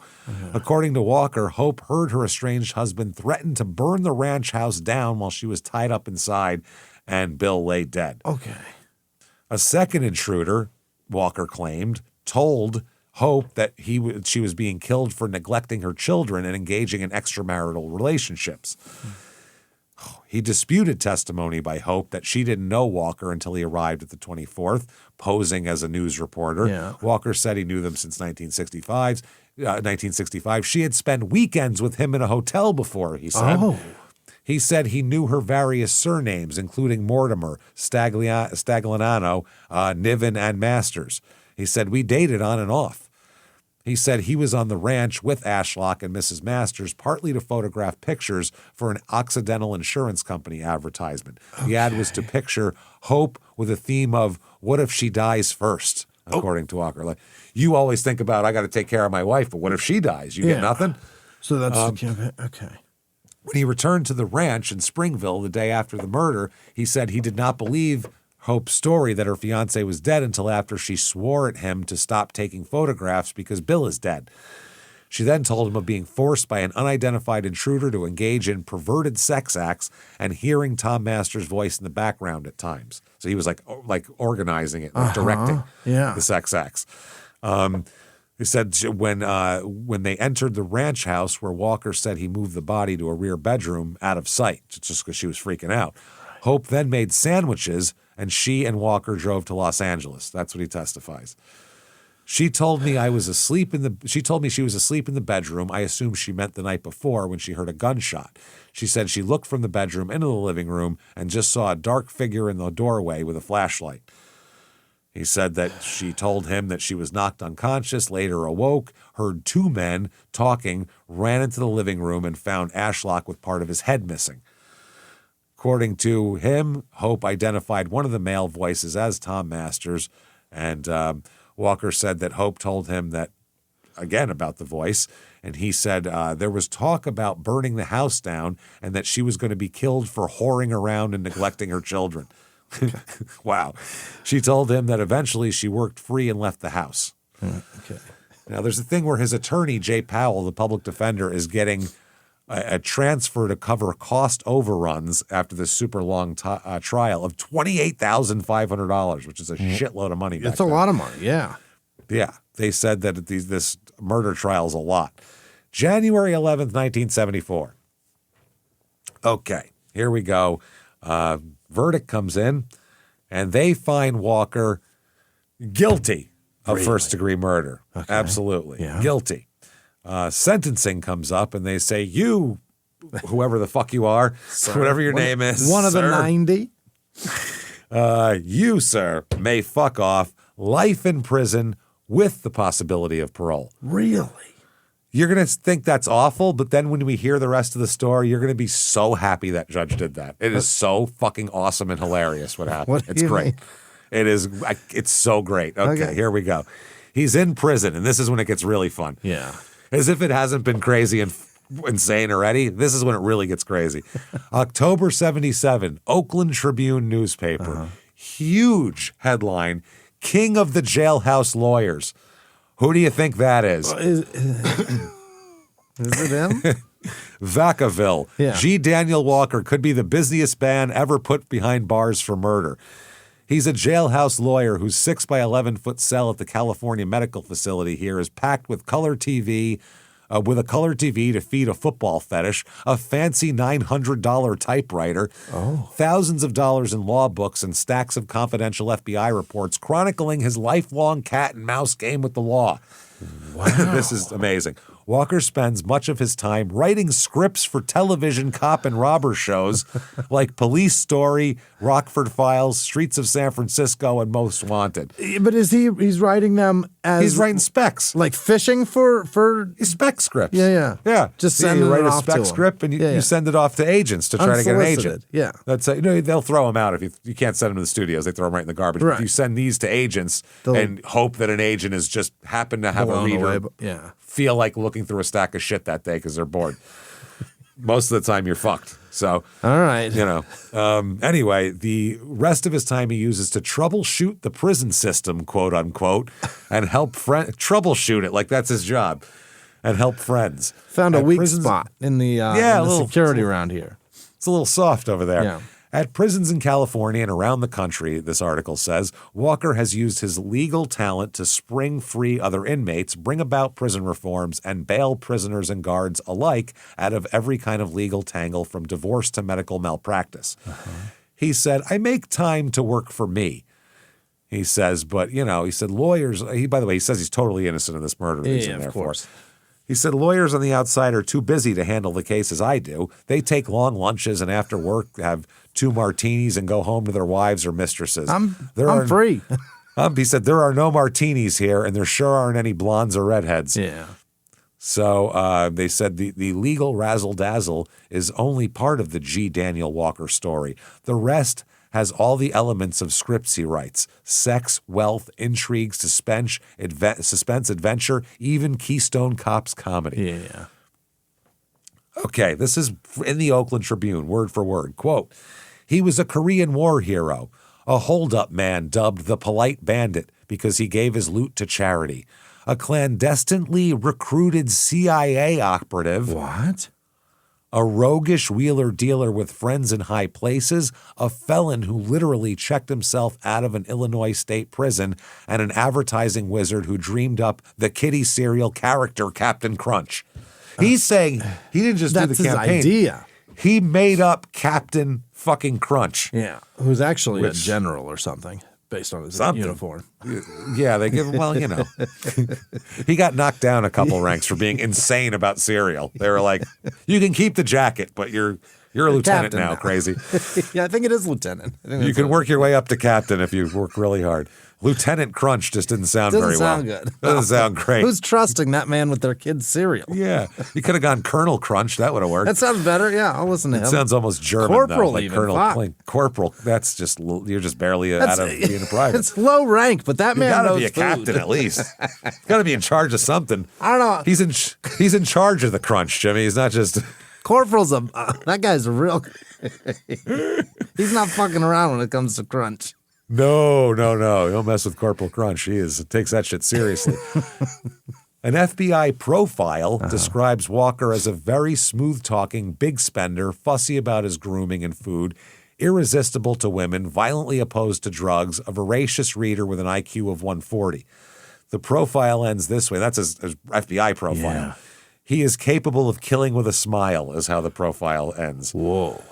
The same report, a chief FBI agent who knows Walker calls him a fine man, a good friend, but has this hang-up for doing the unusual just for a lark. Yeah. These days, Walker works in the Vacaville Prison Law Library and clatters away at night on his typewriter, ringing up hefty bills for paper and postage, churning out legal briefs with as many as 1,100 pages. Wow. Dr. Clannon, a psychiatrist at the prison, said he's a very brilliant guy. He's made himself an expert on the prison system from the inside, and sometimes it's a very good idea to listen to what he says. Mm-hmm. Depending on which dossier is accurate, the FBI's or the CIA's, because he's got a dossier for both. Right. Walker is either 46 or 56 years old. We don't even know. We know later. We'll find out. Yeah. We definitely know later because I can't wait for the end of the story. Okay, you got to hang on for the end because it's amazing. I'm on the edge of my seat, man. He begs off verifying either report, saying with a smile, I prefer to keep the mystery going. And despite his legal exploits, he's no lawyer. He has a law degree from Ohio State University, but never took the bar. Really? It was in Ohio, however, that Walker's checkered life of crime began. As he tells it, one night, on his way to pick up a date for a country club party, he decided to stick up a liquor store for thrills. Hilarious. I've never been that bored. No. He said, I always got places to be. Fuck. Somewhere, something to do, right? He said, after there were many robberies in many, many states, the FBI said I was responsible for 78 armed robberies. They called me the Polite Bandit because I gave the money to charities. And he said, thrills, that's what attracted me to this. Wow. He said, I came from a well-to-do family and my whole life was done up on thrills. I guess you could say I was a psychological accident waiting to happen. Mm-hmm. He said that Walker decided a man of my caliber should be able to make $35,000 a year. And that's when he set out on a course that took him to the biggest advertising firms and doing well. Yeah. Prize accounts landed in his pocket, one of them leading to a brainstorm that produced a swashbuckling, gnomish little figure Walker called Captain Crunch. I'm going to look that up. I don't believe it. Guarantee you, when we're done with this, I guarantee you because we don't have time now, but there's a way that to find out who came up with Captain Crunch. Because all these ad campaigns have all these stories. They keep track of all the shit. Really? It's all in paperwork. Yeah, everything you do in an ad agency, every idea you write is all filed in the client's file. Well, yeah, So it's got to kept. be because somebody's going to claim it as their fucking copyright. Yeah, well, it'll be the companies. The advertiser makes that for the company, but it'll have all the shit in there. Is that General Mills, I think? So who knows? We'll worry about it later. We got to finish the end of the story. But I'm fucking. As soon as we hit stop. If it's not if it's a serial killer, I'm gonna be upset. It's going to be crazy. Around that time, according to an FBI report, President Kennedy appointed Walker. President Kennedy, John F. Kennedy, appointed Walker to a government post concerning advertising ventures abroad. He said at that time, the report notes, Walker was recruited by the CIA, trained, and did perform assigned duties without question. The report adds that Walker, even today, retains top secret clearance and that the murder conviction would not prevent further service with the agency. Their report says that. This is real. This is crazy. Walker deftly sidesteps questions about the government service and will not say what those assigned duties were. Yeah. Characteristically, he's flippant about getting out of prison. He said, I don't really mind being in jail. I guess I could find more excitement outside, but I seem to find excitement wherever I go. Yeah. Here's some of his accomplishments in jail. Me. For every prisoner whose case Walker has taken, he's at least won a hearing, usually by the Freedom of Information Act, to obtain all official records on the case, then finding a discrepancy substantial enough to persuade a judge that a hearing is warranted. Mm-hmm. Walker hit pay dirt in the case of one prisoner client convicted of selling drugs. Walker's close examination of police reports revealed that the man had been at the scene of the crime but was mistakenly identified by undercover agents as the drug peddler. The man was set free. A female guard at an out-of-state prison asked Walker's advice about suing a physician because of complications resulting from an abortion and wound up filing a $200,000 malpractice suit. Walker laid the groundwork from his cell, then turned over the case to her attorney on the outside. Mm-hmm. Walker won a settlement for one prisoner after lodging a formal complaint with the State Bar of California, charging that the man had been ripped off by a mail-order legal assistance firm. His first day at Vacaville, Walker spotted that arriving inmates failed to receive a copy of house rules and complaint procedures. He went to work and made sure that prison authorities made good on their requirement to supply inmates with that information. Yeah. You can't say someone's breaking the rules if you didn't give them a rule book. Okay. That makes sense. Again, through Walker's persistence, officials fortified the Vacaville Law Library by replacing missing legal reference books.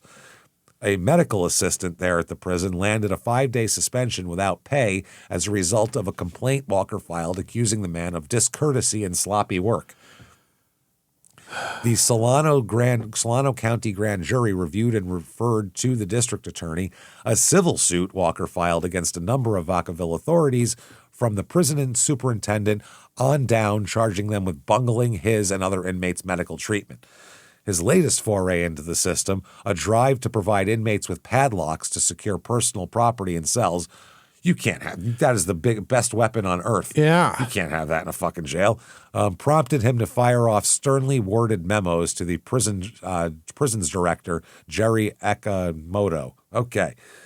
1978. What's Hope up to? Tell me. How's she putting her life back together? Because if all that is true, she has got to be just mentally, she needs therapy bad. That's a mess. So July 1978 is the first time she goes back to the ranch. Mm-hmm. Her mother threatened to sell it unless she showed some interest in it, so she and her children drove up for a weekend. She swam in the river. She slept in the same corner bedroom. Mm-hmm. She felt peaceful and content. Then, when she got home, she locked herself in her bedroom and cried for 4 days. She says she cried for herself. She cried for Bill. Yeah. She cried for Walker. Why? She said. She said she doesn't know. Depths of her fear and anger and grief and guilt, and it's a tangle of emotions she can't explain. It's Stockholm Syndrome. She just got it quick. That's all I could think. Then they find out she's been corresponding with him. No. Yes, they corresponded. When he wrote that many prisoners were now allowed to marry, he said, "Will you marry me?" She felt she had to see him to settle things. She visited him at San Quentin, stayed overnight in Fresno, went back a second day, then she went home. And her daughter clipped something from a magazine that seemed appropriate for her. Quote, "One of the most important signs of maturity is realization and acceptance of the fact that no one will ever fully understand." You're not going to get to the bottom of everything. Yeah. So Hope accepted that, and when asked why Walker let her live, she gave an answer. She said, "Everyone thinks Walker let me live for one of two reasons, sex or money. Either we were sexually mad for each other or my parents paid him off. It never seems to occur to anybody that maybe Walker let me live because he thought I was a good person, a useful person, a valuable human being." Mm-hmm. That doesn't really fit his whole thing here. Or, I don't know, Here's the thing. By the way, 3 months after Hope visited, Walker did get married, but not to her, to a prison dietitian. He needed to be married. There's one question we've got to settle at the end of this. But 1981, a book is published. This is Joan Barthel publishing A Death in California. Mm-hmm. And it's so much. She did such a great job. So hats off, tip of the cap, great shit.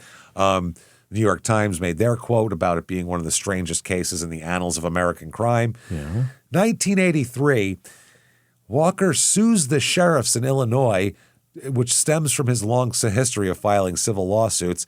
He names prison officials and all this shit. This is what he does. He's suing for $62,500 against 3 Tulare County sheriff's officers and a deputy district attorney. He's asking for $12,500 each from a bunch of these people and $25,000 from the district attorney. Uh-huh. Wow, that is crazy. 1985, the book is adapted into a 2-part ABC miniseries starring, this is crazy, Cheryl Ladd as Hope Masters, and Walker's played by Sam fucking Elliott. Awesome. Sam Elliott played this guy. Played by Sam Elliott? Fuck yeah. That's awesome. I want him to tell somebody about beef in my presence. 1985. 85? He's all handsome. This is like 3 years before Roadhouse. He was in that. Yeah. 85, Sam Elliott is a smoke show. Great shit. This is cool. Wow. They renamed him Jordan Williams for the film. The guy. The miniseries received 2 Emmy nominations. Yeah. Hope ends up remarrying, changing her name, and withdrawing from public life. Uh-huh. She said she cooperated with the author to ensure that the story was told, in her view, accurately. Uh-huh. She said she wanted to be seen as a victim of trauma, not a criminal. All right. The ranch is still there. That's that. 1989, he starts getting parole hearings. Yeah. Okay. Oakland Tribune says rare parole hearing for jailhouse lawyer. In an unprecedented move that has state parole officials in a huff, a judge has ordered a parole board members to hold a hearing in his courtroom. And it's for G. Daniel Walker, who's 67 at the time. Self-styled king of jailhouse lawyers is suing officials and others throughout the state, blah, blah, blah, blah, blah. They're talking about him being a CIA operative, yada, yada, yada. So they're giving him a parole hearing. They didn't spell out why they wanted the parole hearing in the courtroom, but all of Walker's prison files are there now, and the judge has said he wants the parole case cleared up before he rules on other legal issues Walker's brought up. So he basically forced them into a parole hearing, into this courtroom. Yeah. His parole hearing, Walker said his last parole hearing in 87 was not conducted properly, and that's why he didn't get out. Oh. November 3rd, 1991, his case is featured on a branch off of Unsolved Mysteries. It's called Diabolical Minds. It's a special. Yeah. It airs November 3rd, 91, where he does an interview with Robert Ressler, who is one of the top FBI profilers forever. And he's with the Mindhunter guys with John Douglas Ressler, and all that. 2 S's, right? Yep. Yeah. He showed many signs of a diabolical mind condition, a theory that postulated that some people are unable to differentiate between right and wrong. Mm-hmm. He talked about his lengthy rap sheet, boasted about crimes that he had never been charged with. He also talked about escape attempts and his overall prison life. He also mentioned how there are similarities between the police and the criminals they try to catch with Every cop will tell you that. November 4th, 1991, another parole hearing. He is denied again. Now they're saying he's 60 in this parole hearing. Dang. So take your age at whatever. He represents himself in the hearing, claiming the parole board has no authority to decide whether he should be released from prison, and then left the room. That was his parole hearing. Okay. You don't even have the authority. Oh. Okay. Shortly after that, by the way, this is after the parole hearing and after his interview with Robert Ressler, he tried to get a shipment of poison sent to him while in prison in an attempt to kill a deputy district attorney that had prosecuted him. In what year? What did he order? 91. Where did he order that from? I have no idea. Fucking dark web. Commissary? So as of 2024, he's 93 years old. That's how we know what age He's he still is. Because if alive? he was 10 years older, he would be 103. So Right. that's not unlikely. He is 93 years old in 2004, and he goes up for parole for the 15th time at 93. Come on. You know what I mean? He's like, they got to let me out. Yeah. He was at the California Healthcare Facility in Stockton. At the hearing, the commissioners noted that he recorded a, quote, lack of programming and self-reflection while in custody, and they deny him parole. Come back when you're 95 is literally what they said. 93 years old. The guy is half dead, sees a skeleton sitting in front of you. You're like, you could still get into some shit. They wheelchaired him in, right? There's no way that guy walked. No. The DA said this was Walker's 15th parole hearing. The district attorney's office regularly attends life parole hearings, and a supervising deputy district attorney argued against the inmate's release. This case. There you go. Wow. There's Springville. That's a crazy fucking story, is it not? 93, still in there. 93. Here's my question. Yeah. Why did he pick Bill out to do this with? I mean, he picks people out all the time, so maybe something. I think he was advertising. half honest with her. I think he saw her being hot as shit. That's possible. And he just saw this dude in a sports car and was just like, I got it in. I could say that I'm doing that might a book. be it. I just want to. We don't know. Did he think he could romance her and make her fall in love with him? I don't know if he figured he could pull like what's that movie with Alec Baldwin and Kim Basinger in like the early 90s? The Getaway or the fucking, you know what I'm talking Indecent about. Proposal? No. It's the one where like Alec Baldwin's like a criminal and he kidnaps these two and he ends up like with the girl, like she's like his boyfriend. I mean, the guy's like tied up. That feels like a very common one because The Chase was with Charlie Sheen. Same thing, and with Christy Swanson. Same thing, yeah. Same shit. Yeah, that's how it goes. Oh, it's, I fell in love with him. Yeah, so. I got this giant dick that is unsucked, so. You know how it is. Why don't we Charlie be together? Sheen, pocket full of Coke, too. So that'll do it.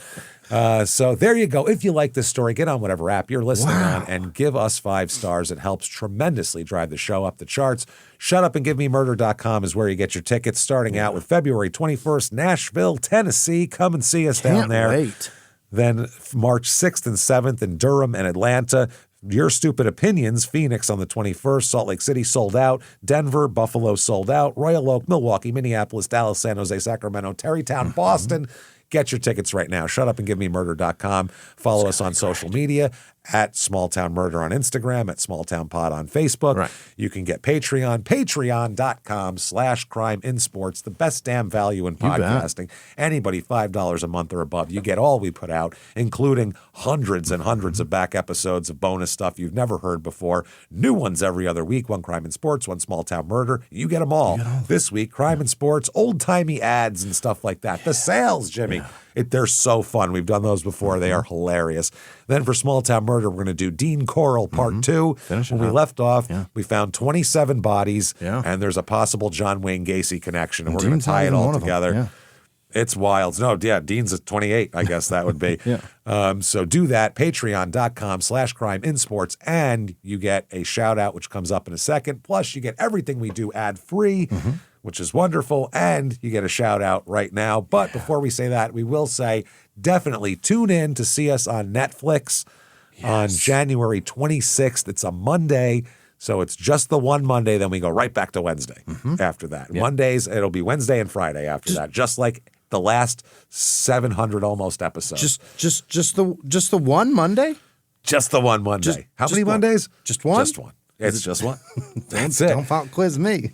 Jimmy, hit me with the names of the best fucking people in the world that keep this ship afloat. Hit me with them right now.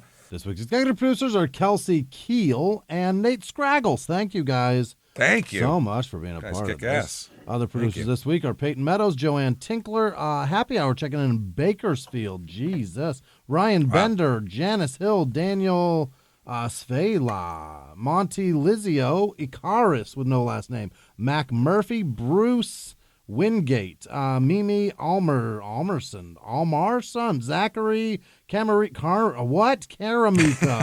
Angelo with no last name, Renard with no last name, Melissa Sabunya, Dawn with a W, Sarah Shire, Candy Young, Melly P, Jenny Langdon. All right. Kristen Long, Angela Schaefer, Kyle V, Ashley Skywelker, Adrian with no last name, Beth with no last name, Mara Richards, Cassandra Nunez, Stacy Havens, Patty Fowler, Syed Arredondo. That might be auto. You gave it a shot. Too.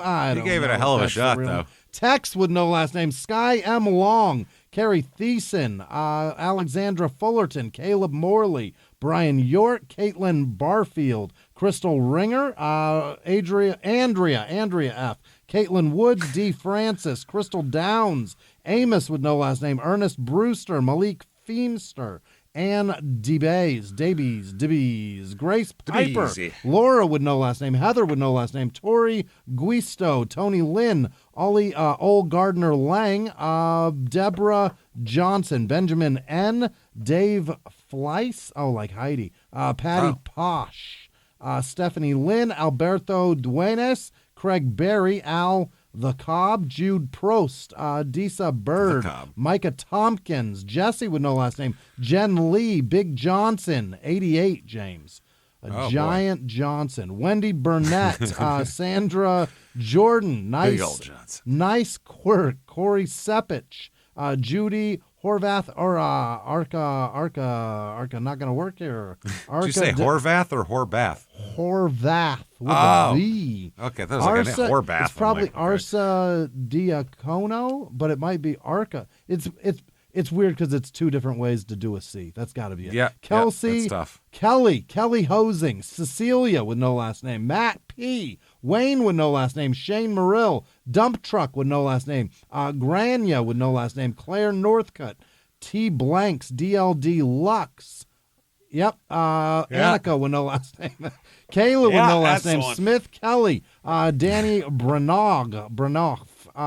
Tanya Kenyon. Zaka Coes. Wendy S. Mark with no last name. Samantha White. Steven Stanford. John Mathis.